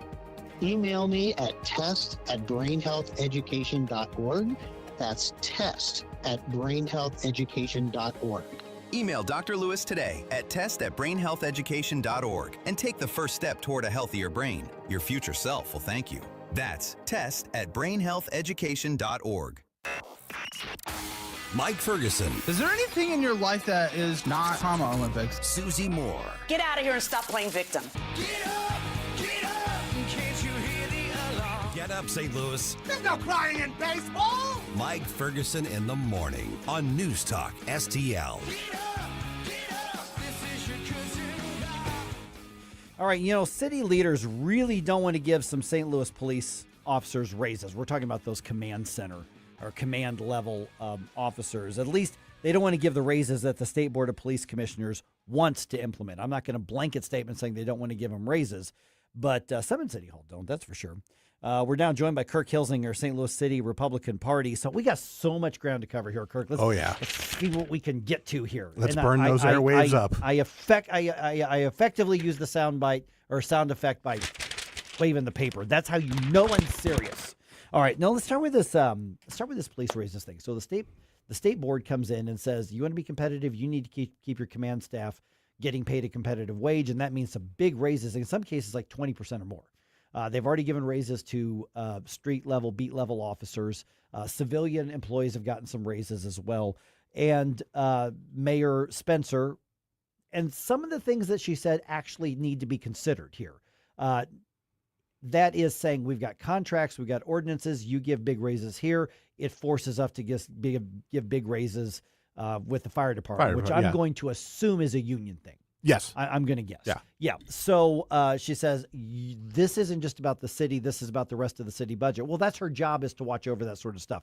So you get that. But, Kirk, I'm going to argue that Kara Spencer didn't create the bill that's due right now. But this bill is because of defunding the police under previous administration and years of doing everything they can to underfund police. Well, guess what? Now you got to get caught up, and it's expensive. Yeah. What happens if you have a leak in your roof and you ignore it for years upon years, decades? You're not only replacing that leaky portion of the roof, but you're replacing everything below it that was destroyed. Right. And the defund the police Democrats basically tried their best to destroy the Metropolitan Police Department. And, you know, police officers may have a badge number, but they are not a number. In the private sector, if you want to attract more people, better qualified candidates, which we need, the best police that we could possibly get, you pay them to entice them to come from other districts, which is exactly what was happening to get rid of our police when the defund the police movement was wild in St. Louis. They were going to St. Charles. They were going to St. Louis County. They were going anywhere where they thought that they were supported. They were going to Jefferson County. They were going to Edwardsville. I mean, and to move into Illinois and pay all the taxes there, you weren't competitive at that point. Yeah. As well. So at any point they could vote on this. I suspect this week will come back up on their meeting, would be my guess. But at this point, the Board of Commissioners is going to do what they have to do. City Hall is going to say, you're forcing us to raise taxes. You're forcing us to cut services. But they were cutting services in the first place, and that's what got them into this position. So to me, instead of, this is what mainstream media is going to say, look, this Board of Police Commissioners comes in and look at all the expenses and look at all the mess they're creating. This is evidence that the Board of Police Commissioners had to happen. The law had to change to clean up the mess, and cleaning up the mess is just really expensive and messy right now. Yeah, I don't exactly think that before this that the streets were paved well or the trash was getting emptied. Mm-hmm. And now we've got an 18% increase in our water bill. The city wasn't spending the money before this came up. So I don't think that's a valid argument. Right. Yeah. So it's going to be a bumpy ride. I mean, it's just going to be a bumpy ride. The city of St. Louis is in a massive transition right now. You know, you've got the obviously the infrastructure needs like you just talked about. You've got the settlement. They got to spend this Rams money somehow. Then you got the argument like, well, at the moment, there are people who I have heard people argue just spend it all rebuilding people's homes in North City, which is fiscally one of the craziest things I've ever heard. There's one thing to say set some aside for assistance and neighborhood groups because this isn't tax money. This is a settlement money. But you've also got a 120, 150-year-old infrastructure program that's causing some of these sinkholes that are happening in key areas. Yeah. I mean, so there's massive, massive crossroads right now for the city, and the next 5 years will probably affect the next 50 in St. Louis. That's why we need to encourage businesses and residents to move into St. Louis City so that tax revenue goes up. Mm-hmm. Right now, it seems like they've been discouraging people from moving here, visiting here, or opening up business in here because of the crime problems that we have. They got to get serious on the crime problems. I don't care how much money you throw at North St. Louis and the downtown to revitalize it. If you can't get people to come here, it's a waste of money. My daughter is... I had lunch with her yesterday. She's like, as soon as my lease is up, she lives downtown. She's like, we got to get out. And they're leaving. What's the number one reason? What's her reason? Because they don't feel safe. That's it. And they're not getting the dollar for dollar value that they want and need out of their home because of where they are. Yeah. Crime. She didn't actually say the words, Dad, you were right. But I'm just saying. It's hard for a TV. It's hard for a kid to admit the parents are right. Trust me, I do that every day. Okay, let's go to a few other things that are happening. You had a pretty eventful couple of meetings here with the St. Louis GOP, a lot of resolutions and things. One of these kind of mirrors what I think it was Arkansas, did. June, obviously, you see pride stuff everywhere. You all passed a resolution recently that said we should declare it Nuclear Family Month. That was the state GOP, and the state GOP passed that. We didn't at the city level. It was brought up in our Saturday meeting, and it was because, nuclear families are the backbone of this country. I have no problem who you choose to be with or sleep with. I can't prevent that. I'm for limited government. I don't want government in your bedroom as long as you're all adults, all human beings, and everybody is of their own free will. I don't care. Same. But the only way this country grows is with nuclear families. As in, like, biologically. Biologically. That's the way that happens. So that's okay. So the state GOP did that. That wasn't Yes. even just local. That's interesting. I would not be surprised if at some point the Missouri legislature takes that up. I think that would, outside of the two bluest areas and the areas around campuses, that would probably be pretty popular around Missouri. I believe it will, and I think it does need to. You're seeing a wane of the specialized treatment certain groups have been getting, and it's been making a lot of people angry. All right, I'm going to try to move through a lot of bullet points here. Amendment 5. Yes. Coming up here. You guys take a stand on that as well. Yes, we had Bishop in and Bishop Davidson, State Representative Bishop Davidson. Yeah. Yes. He talked about it. He basically dispelled a lot of the myths that were going on. We're not going to get a 20% sales tax. We're not going to get a 15% sales tax. If we remained revenue neutral, it would see a 1% to 2% sales tax increase. And you're talking about people getting a 4.7% raise by the elimination of their income tax. And why is Texas, Florida, Tennessee, and Nevada attracting all these businesses fleeing blue states? It's the no income tax. I mean, when Seattle-based Starbucks moves to Nashville, Tennessee, that's something there. And we live right next door to a high tax state that I would love to see those businesses jump across the Mississippi River and come to Missouri and open up shop. There have to be plenty of them looking at it. I spent the last couple of days playing ball in Illinois, and just the gas price differences alone across the river are insane. And what's the variable? One's in Illinois, one's in Missouri. It's just like California and Arizona. It's that simple. So Amendment 5 obviously being the income tax repeal as well. So it's not a repeal; it's setting the framework up, right? To eventually, but it will say this has to be eliminated. Yeah, now over time and how it does that's obviously remains to be seen on that. And I tell you right now, Kirk, I think that if the election were held right now, I don't think it passes. So that's why all of the town hall things get out there, and I think that can be changed before the August election. But it's going to be a massive amount of misinformation and confusion. And I told Dennis Ganal, I've said this story on the air, I said, if I were campaigning against you, I wouldn't try to meet you fact for fact. No. What I would try to do is create as much confusion and as much worry as possible. That's what I would do, because people tend to cling to the status quo, even if the status quo is not good, because the devil versus what you don't know, that's the mindset that so many people get into. It's like getting beat up in a river that's flowing fast, and you're practically drowning, where if you let go and let it carry you 10 more feet, that river's calm and you can get out. Yeah. It's the same with how the 1% earnings tax passes in the city. That is an income tax. Yep. And people are worried, well, what are we not going to get in our city services? With Amendment 5, nothing happens as far as reducing services.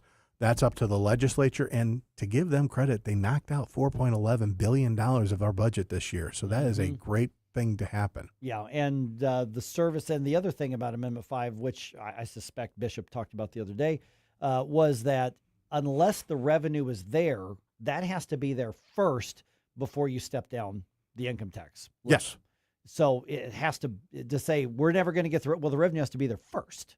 And that's what's getting lost in the conversation. And not only that, the revenue can't increase. So you can't use the sales tax to augment the revenue coming into Jefferson City. Anything you put on sales tax has to be reduced on the income tax level, and for the municipalities, it has to be reduced on the personal property tax level. There's a chance that sales tax rate wouldn't go up at all, but it is likely that some things that are not taxed now would then be taxed, as far as digital and streaming and services and things like that. So it is a discussion that has to be had because, it's a major change, but around the country, like you said, there are a lot of states that are thriving under this setup. Yeah. Okay, just got a minute or two left here. We talked about this a little bit, I think last time you were in a few weeks ago, regarding the congressional maps. Yes. People get mad at me when I say the word gerrymandering, but I'm not even saying it as a pejorative. It's just what it is at this point. Democrats started the fight. Republicans have responded. Both are redrawing to say, okay, where could we draw the lines to give ourselves the most? I don't think it's right when either side does it, but it's just what it is right now. And you look at Illinois, and of course states are going to respond. Texas does it, then California does it, then Missouri does it, then, everybody does it at this point. And you're arguing Missouri lawmakers shouldn't be done because now we've gone from 6-2 to 7-1, and you're saying, hey, why stop there? Well, and the state GOP passed a resolution based on the St. Louis City resolution asking for an 8-0 map. I want to be very careful. I'm not here to draw maps. That's not my job. That's the state legislature's job. However, the current Congressional District 1, there is a strong argument that is unconstitutional based on the latest SCOTUS reading. So I say that's even more proper to redraw that one than it was even to do Congressional District 6, 4, and I believe 3 was in that mess. And also, whenever Democrats are in power, which is what I have in the very blue county of St. Louis City, its elections have consequences. The only time you hear about partisanship is whenever they're not in power. I have a 14-0 map for aldermen right now in St. Louis City. There hasn't been a single Republican representative since 2011. And I'm not about fighting the Democrats like it was December 6, 1941. We have to be on the offensive, and we have to get ahead of this. And I think Congressional District 1 needs to, because it's hard to run candidates when you have an 80% Democrat district. Right. It was drawn that way on purpose, and the argument was Voting Rights Act. Yes. Yeah, or the Civil Rights Act. And that's what it was drawn for, specifically to make sure that a Democrat wins and a black Democrat is likely to win. Yeah, which in this race right now, for all 4 candidates, you don't have to worry. A black person will win Congressional District 1, no matter the party. Right.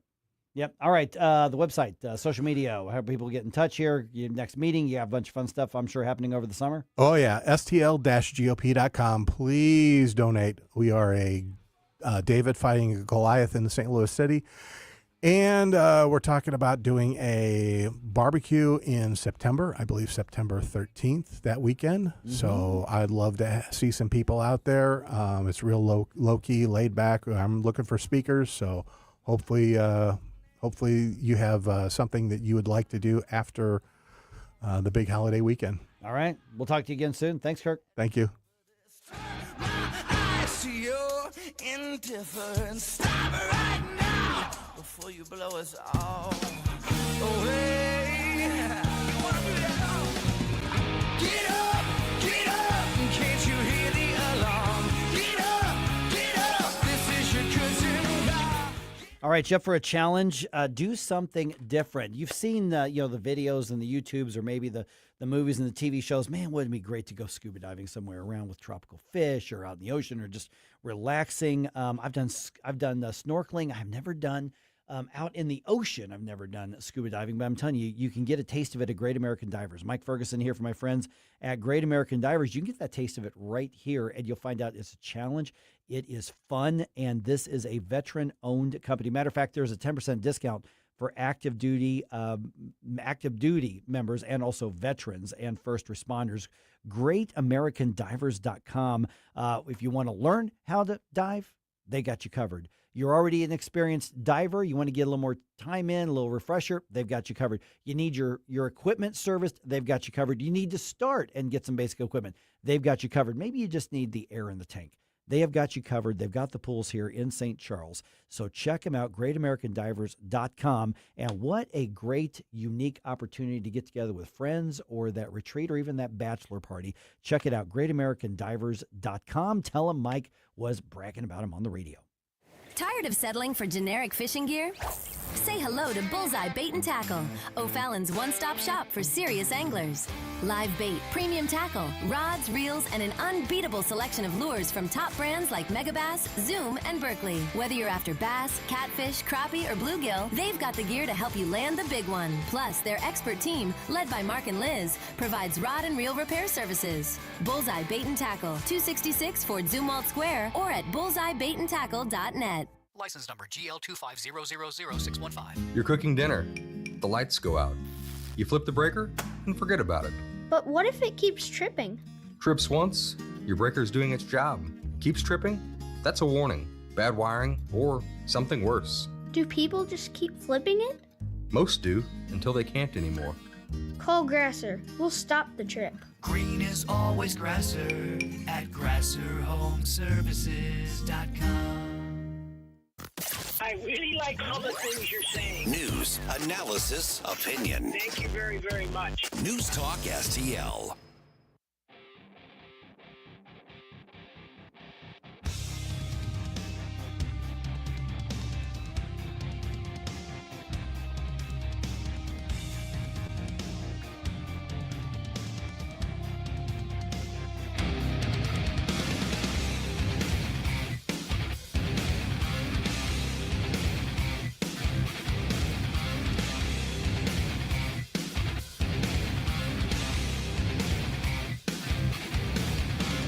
This is Kirk Hilzinger, chairman of the St. Louis City Republican Party. Connect with us at stl-gop.com.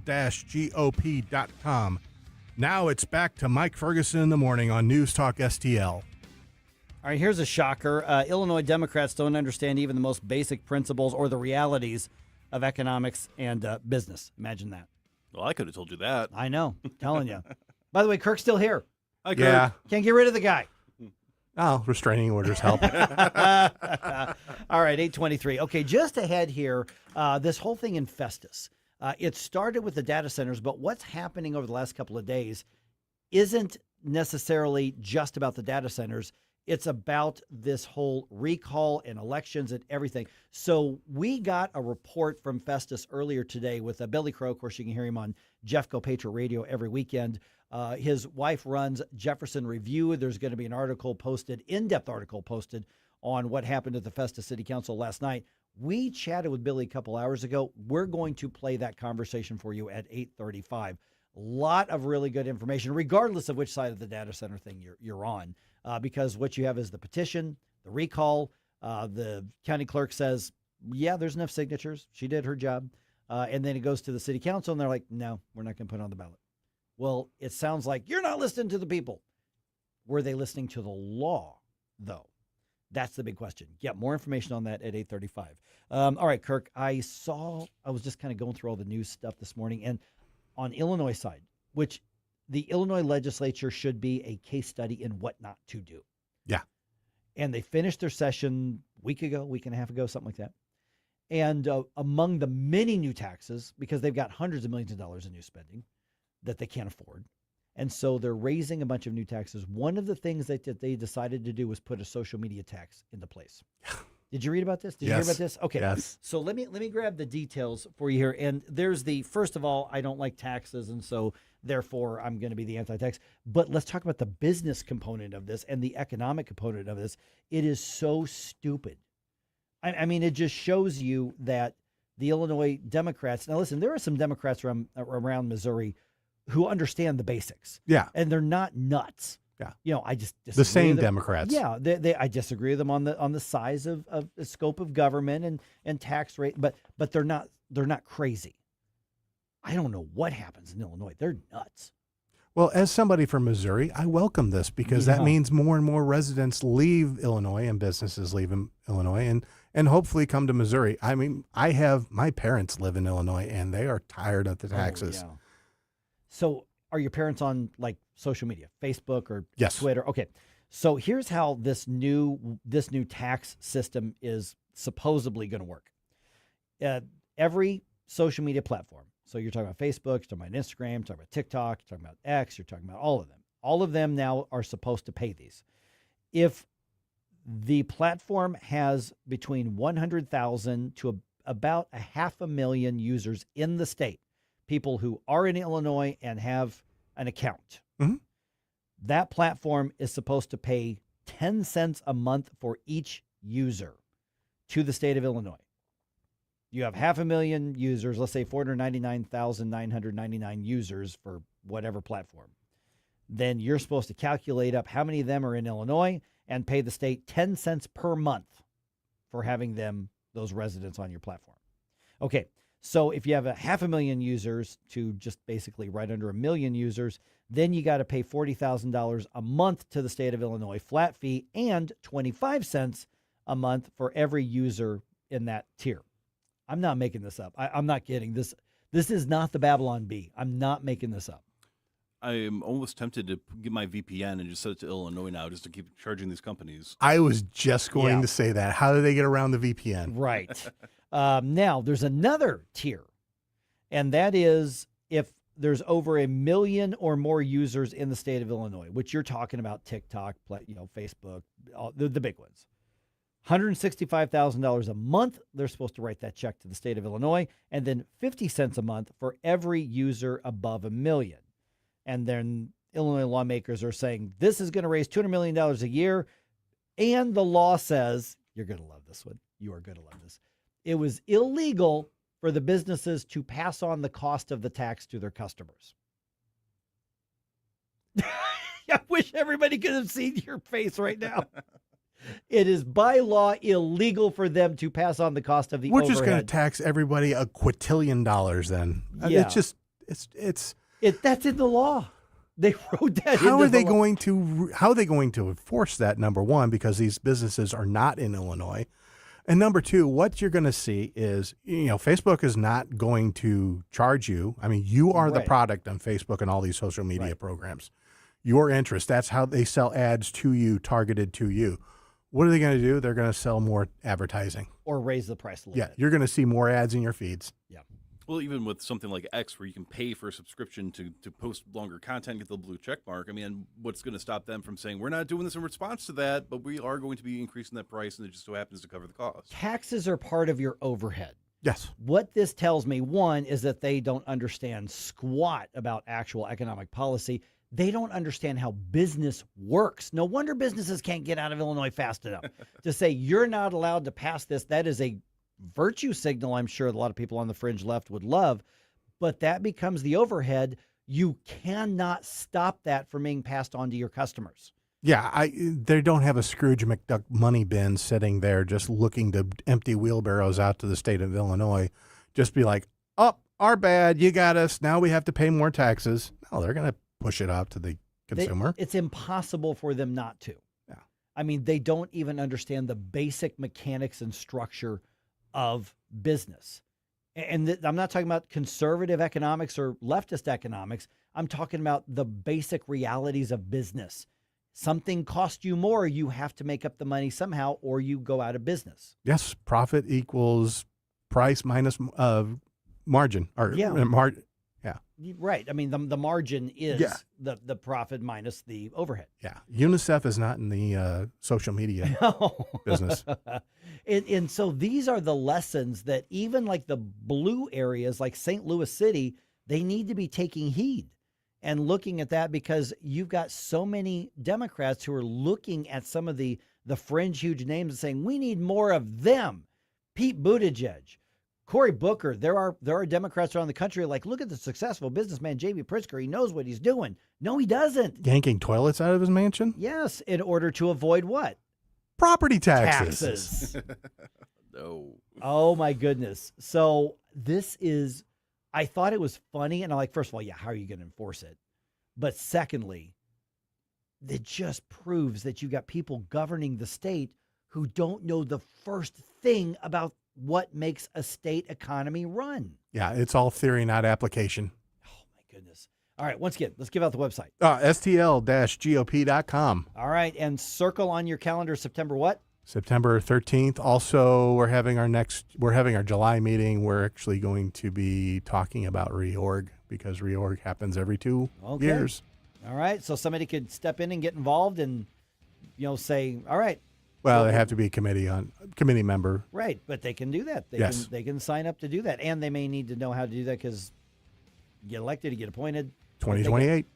You got questions for that, get a hold of Kirk here. Thanks, man. Yep. Now, if you're on the Illinois side of things, I'm sorry. If you want to try to avoid having to deal with that, right now I don't think that there's any plans for them to start taxing app use, but I wouldn't put that past them. So while you still can, get the free NewsTalk STL app and download it so they'll never know.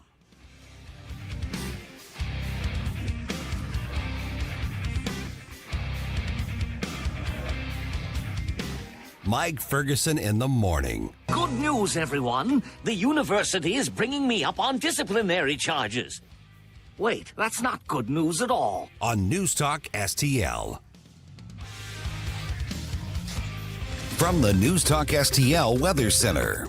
I'm meteorologist Chan Scotch with your first alert forecast. We've issued a first alert weather day. That's going to be set to go from Tuesday all the way through Thursday. So yes, today going to be primarily focused on some dangerous heat. The heat index up to 107, up to 104 into Wednesday and 105 into Thursday. Wednesday afternoon and Thursday afternoon could be looking at some potential strong to severe storms once again. But going to be tracking this heat looking to fall off as we head off into Friday. Still seeing some chances of some showers and storms this weekend. For the First Alert 4 Weather Center, I'm meteorologist Chan Scott. Fox News commentary with David Marcus next. You're probably listening to this in your car, so let me ask you. Would you drive without insurance? Of course not. So why is your retirement portfolio unprotected? Gold is portfolio insurance. It helps de-risk your savings when markets get unpredictable. Noble Gold Investments has helped thousands of Americans do exactly that, with no high-pressure sales and thousands of 5-star reviews. Visit noblegoldinvestments.com. That's noblegoldinvestments.com. Past performance may not be indicative of future results. Investing in precious metals involves risk. Consult with your tax or financial professional before making any investment decisions. Here's David Marcus. Is it any wonder that Republican voters are taking their anger to the primary voting booth? With GOP control of Congress, the White House, and a conservative Supreme Court, when will there ever be better conditions to achieve the voters' priorities? How many elections do Republicans need to win before they can actually govern? The 2026 midterm has now become an anti-incumbent insurgency from Republican voters that can be spoken of in the same breath as the Tea Party. And it will go far to determining what a post-Trump GOP looks like. Trump is the most important political figure in American politics, but he is not the sun, the moon, and the stars. The voters are, and it is by their lights that the president navigates the ship of state. The message to remaining Republican incumbents this cycle is clear. Don't tell us your philosophy, and don't spar with the president. Just tell us what you're going to get done and how. For more commentary like this, go to foxnewspodcast.com. Are you tired of hard chlorinated water drying your skin out, tasting bad, and ruining your fixtures? Jones Air and Water Treatment has a solution to this pollution. Our Hydratech H2O leaves you with great tasting, soft water at all fixtures in your home with one unit. Call Jones Air and Water at 636-899-1040 or visit us on the web at joneswater.com. You can be a filter or buy a filter. Jones Air and Water, 636-899-1040 or joneswater.com on the web. Call us now. Tony Colombo here for Gutter Pros and Exteriors, your all-in-one service team that brings years of experience and quality that's affordable right to your doorstep. Christine and I discovered Gutter Pros and Exteriors when we bought our home and inherited a gutter problem. And they've also repaired siding damage on our home because along with gutter repair, gutter installation, and leaf protection, the Gutter Pros team are also the best for repairing other exterior damage, including fascia, soffit, and all siding repair and installation. Learn about all the ways Gutter Pros and Exteriors can help your home or business right now at gutterpros.com. At Body of Health, we're a small but mighty family operation with big ambitions for your health. I'm Helene Tobler, and I'm jazzed about how our MRI-grade body composition analyzer is putting personalized health and wellness on steroids. It helps me and Dr. Tobler, that's my husband, refine the advice we give to help you feel better and live longer. Body of Health. Trusted, discerning, affordable health care the way it ought to be. Learn more at bodyofhealth.com. That's bodyofhealth.com. If you have a phone, you have a radio. Download the all-new News Talk STL app. Love the all-new NewsTalk STL app. On my way to work in the morning. Usually I'm in the car. I listen on the app in my car every morning going to work. Download the News Talk STL app and listen anytime, anywhere.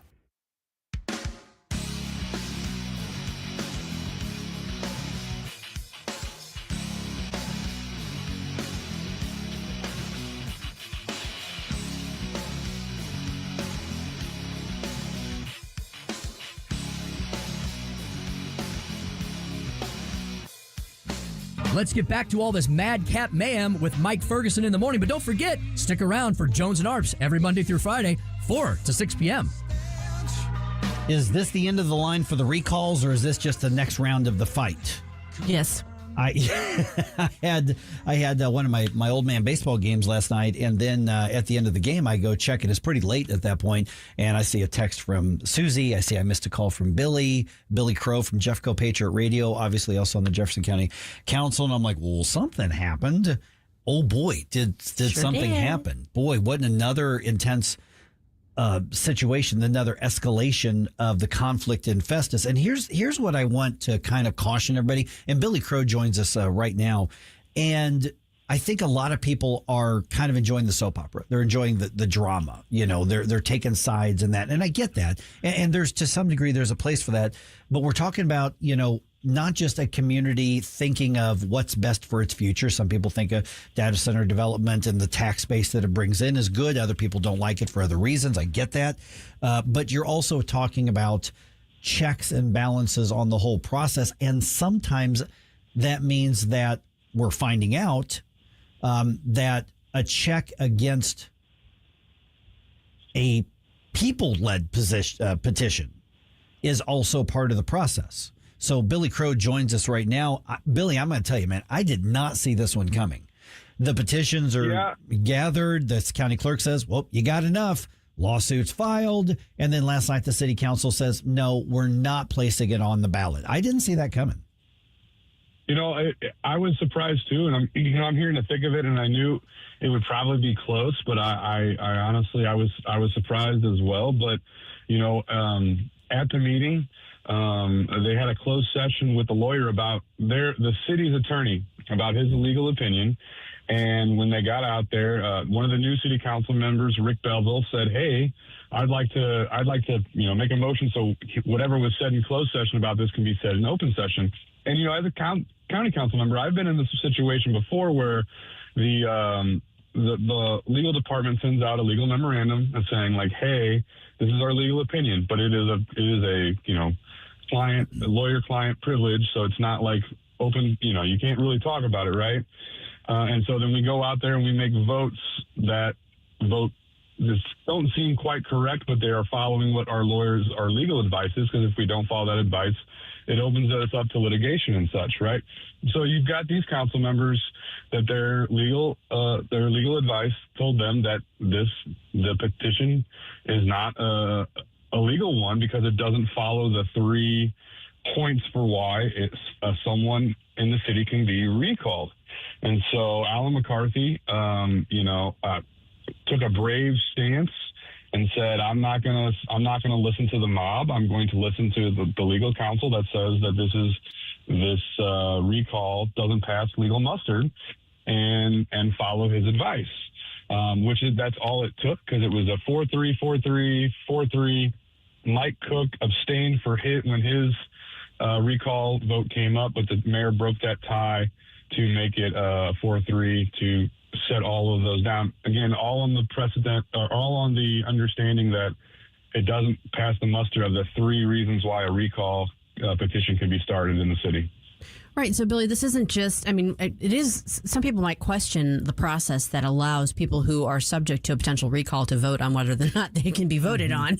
But right. It doesn't just come down to that. This has to do actually with there being potentially, legitimately, some legal flaws in the actual petition itself.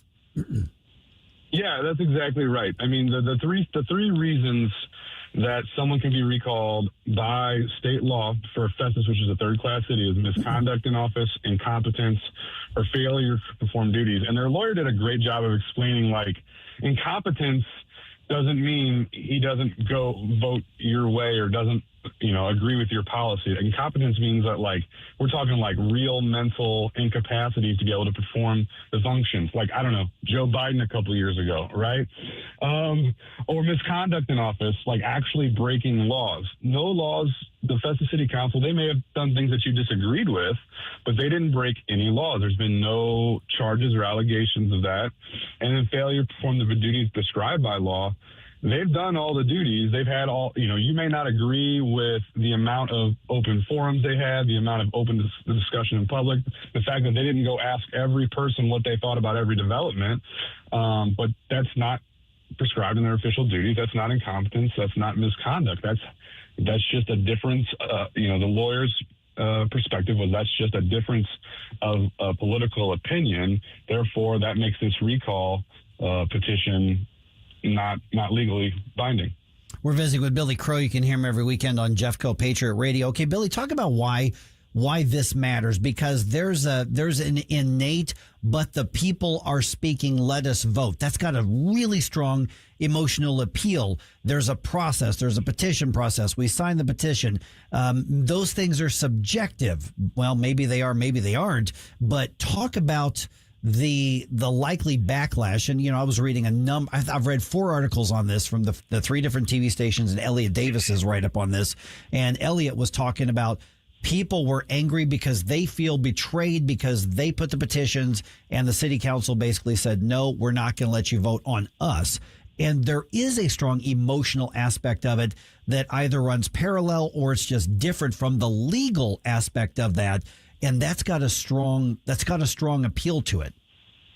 Yeah, I mean, absolutely right. I mean, emotions are very, very high, and most people, it's the feeling of like we should be able to recall you for anything, and it's really, again, it's because these people don't want a data center, and understood, and yeah, you put the hard work in, but there's also this piece of like understanding the rules of what you can and can't do, and not being swept up in the emotion by these groups like Wake Up Jeffco that just wanted to get everybody fomented up and try this. I mean, again, like this is the left was trying a new playbook here, especially in Missouri, where we're trying to shut down initiative petition reform or initiative petition process where you can put anything on the ballot for any reason and change the crap out of our Constitution if you have enough money. They're going, oh, what can we do in this small little town and really affect some big national changes, right? And if they can make all these little municipal mayors run scared from them,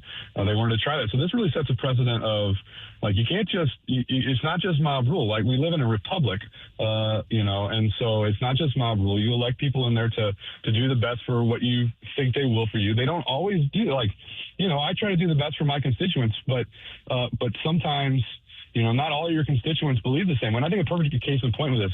So my wife was at that meeting. I was at my county council meeting. After my county council, I ran over to Festus as fast as I could to try to get there.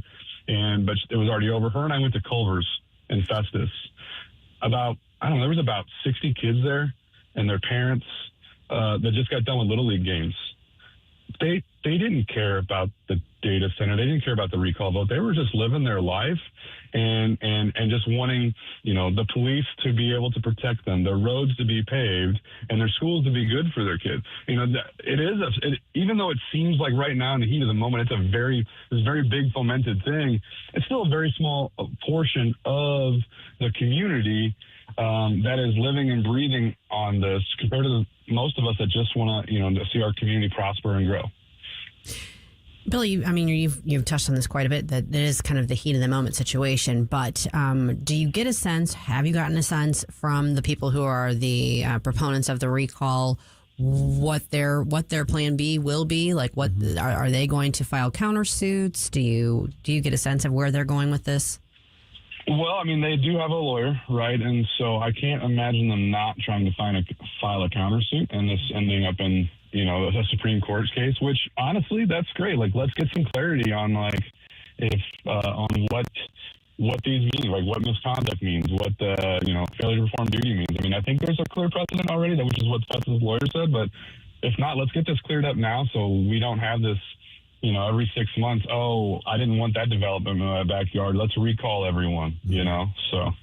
Yeah, we're visiting once again with Billy Crow. You can hear him every weekend with Jeffco Patriot Radio. And then all the articles I read on this did not say what the plan B is. And I suspect you're right that it's an and or thing, but probably not just probably some sort of lawsuit, which I agree with you. I mean, even regardless of which side, getting some clarity on something that could be subjective like this is a good thing, regardless of whether we like or we don't like what the court rules. If there's some clarity on it, that helps. But then plan B could also be, we're going to mount campaigns to vote them out in the next April election. But that's how the process is supposed to work. That's right. Yeah, I think that's a great point. These 4 guys that they were trying to run out of town, April, they're up for election in April. December filing opens. And so it's not like it's a dictatorship. There already is a mechanism to get rid of these guys.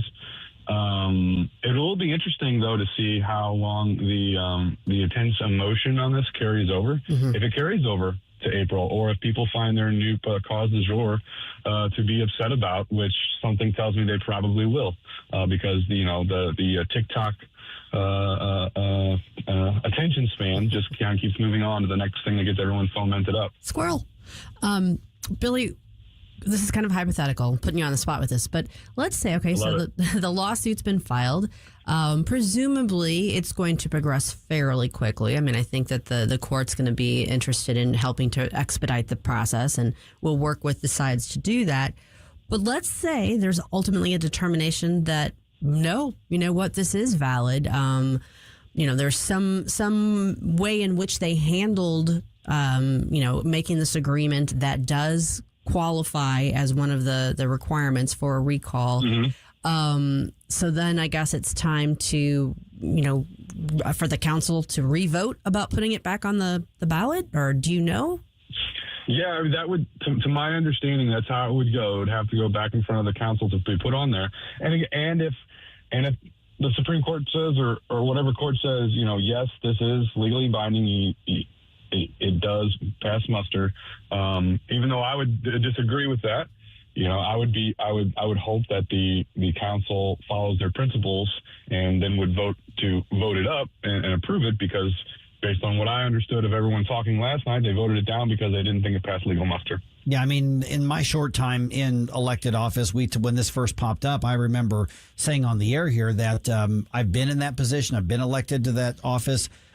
Even if it targets me, I would have a really hard time voting no on putting it on the ballot. Now, we didn't have any information about the legal muster and all that sort of thing, but it would be hard to say, no, I did not vote to put something on the ballot when the petition was followed. In this case right here, I think the point that you made early, we just got a minute or so left, Billy, is that what a lot of people don't see when you get those legal opinions to say, okay, you can do this. However, the cost is likely going to be litigation that's going to cost us between X $1,000 and X tens of thousands of dollars. And so you're sometimes brought into, you're elected and you make some really, really difficult decisions. And sometimes you have to make very unpopular decisions as well, because you're privy to information that other people don't have, but that gets into transparency issues as well. I think that when the Festus City Council said we're going to vote to make the legal counsel public, I thought that was a very good, helpful, transparent thing to do. I think that was a very smart thing to do in this case.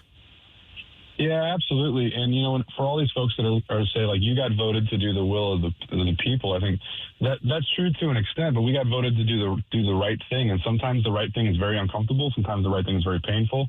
But we got put up there to do the right thing. So, yeah. And every member of the council who's up for a recall, who's targeted by it, and the mayor, I believe every single one of them are up for re-election in April. So less than a year from now. That is correct. Yes, sir. Yeah, so I suspect there will be some very, very spicy, very, very active campaigns happening in Festus. This is going to be Grand Central Station of municipal elections in 2027. Yeah, we're excited to gear up for it for sure. It'll make for a good radio on Jeffco Patriot Radio.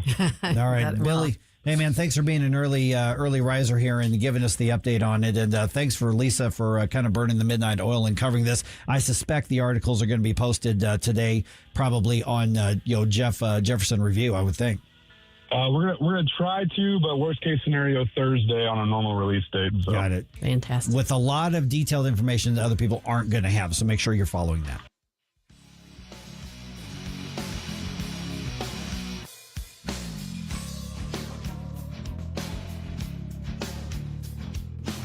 Mike Ferguson in the morning. We Democrats know so much, that is true. And we have to kind of tell everybody how smart we are. On News Talk STL. 1 in 4 women will have an abortion before the age of 45 in this country. That's the tragedy we must work to stop.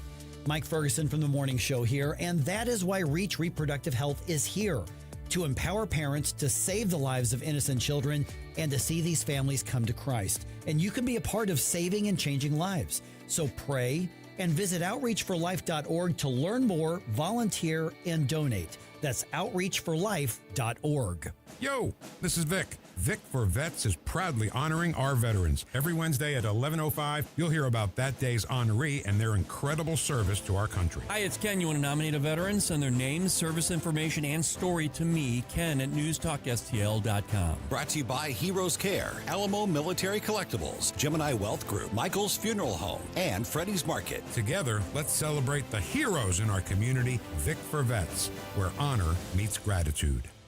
Remember those magical moments in Mom's kitchen? The heavenly aroma of fresh baked cookies? At Trolley Stop Bakery in Chesterfield's Forum Shopping Center, our co-op of talented bakers has been perfecting that homemade magic for 4 decades. From the gooeyest cookies in town to custom pies, cobblers, and cakes, everything's made from scratch, just like Mom and Grandma's recipes. Need that perfect corporate gift? We ship our famous cookies nationwide. The Trolley Stop Bakery, 67 Forum Shopping Center, or TrolleyStopBakery.com. Because some traditions are too sweet not to share.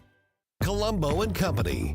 Tuesday is election day in Maine, and they're still counting votes in California. We'll discuss the latest. Plus, we'll be joined by Susie Moore and AI expert Mike McCleary. Live and local weekdays at 2 on News Talk STL.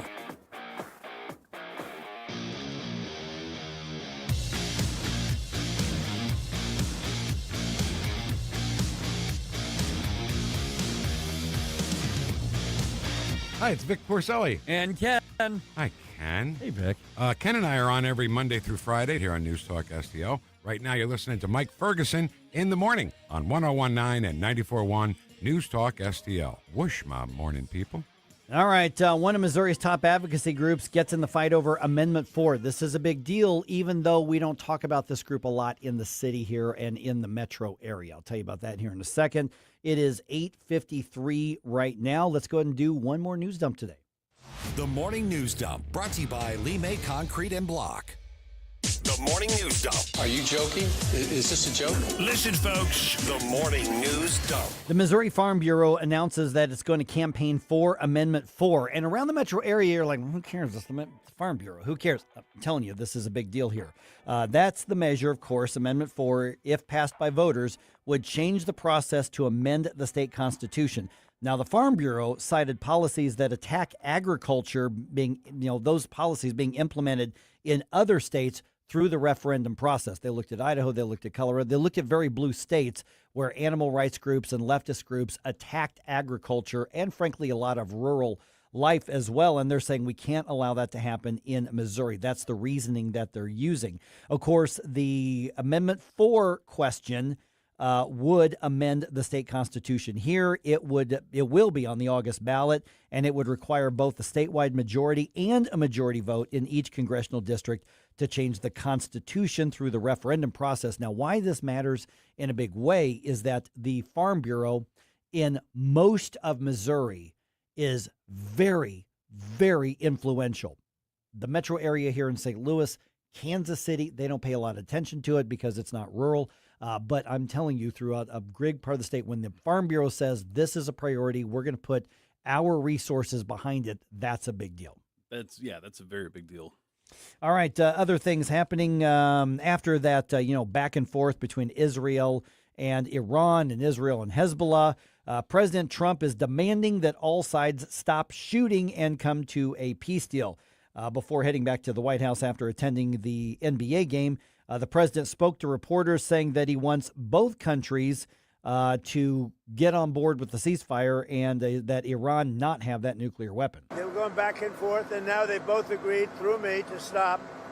And we're in the final throes of what will be a very, very good deal that will not allow in any way, shape, or form nuclear weapons. How long have we been in the final throes, or it's already over? How long has that been now? Well, the conflict started, February 28th, going into overnight. So I would say, 3 months and a week? Because within a couple of days, it's like, well, it's almost over. We've already won. We've been hearing this for months. It's only going to be about 2 to 4 weeks. Now, at some point, he's going to be right. Eventually, but could be now, could be the future administration. Believe it when I see it there. Oh, goodness. All right. Okay. Delta Airlines stays woke, even as many other corporations are backing off the LGBT activism. Michael Harrington has the story for this one. Polls indicate that the LGBT agenda is not so popular anymore, and most corporations are heeding the signals, reducing their support for the most radical parts of the gay offensive. But not Delta. On X, the account Libs of TikTok has published job postings from the airline that refer to birthing parents and non-birthing parents instead of mothers and fathers. Meanwhile, many corporations have eliminated or muted their Gay Pride Month celebrations. Michael Harrington reporting. We're actually going to have a guest on tomorrow talking about the whole renaming, birthing parents and gestating persons, and we're going to talk about that tomorrow. That is so disrespectful it's so to women. Stupid. That too. is so rude. Stupid. Well, what is a woman? Okay, Cardinals are in New York to start a series with the Mets tonight. First pitch is going to be at 6:10. Also, the Billikens and the Tigers are going to meet on the basketball court this coming season. This is going to be the first time in 25 years that has happened. The 3-game series is going to tip off November 6th at the Enterprise Center. Locations of the games in 2027 and 2028 have not been announced yet. And, of course, this comes on the heels of SLU having a nationally ranked season. So this could be a really interesting rivalry that's in development if SLU plays its cards right and continues to have those nationally ranked teams. Exciting. It's also going to be Stel Ponticus versus Susie Moore. Woo! SLU versus Mizzou, the throwdown at News Talk STL.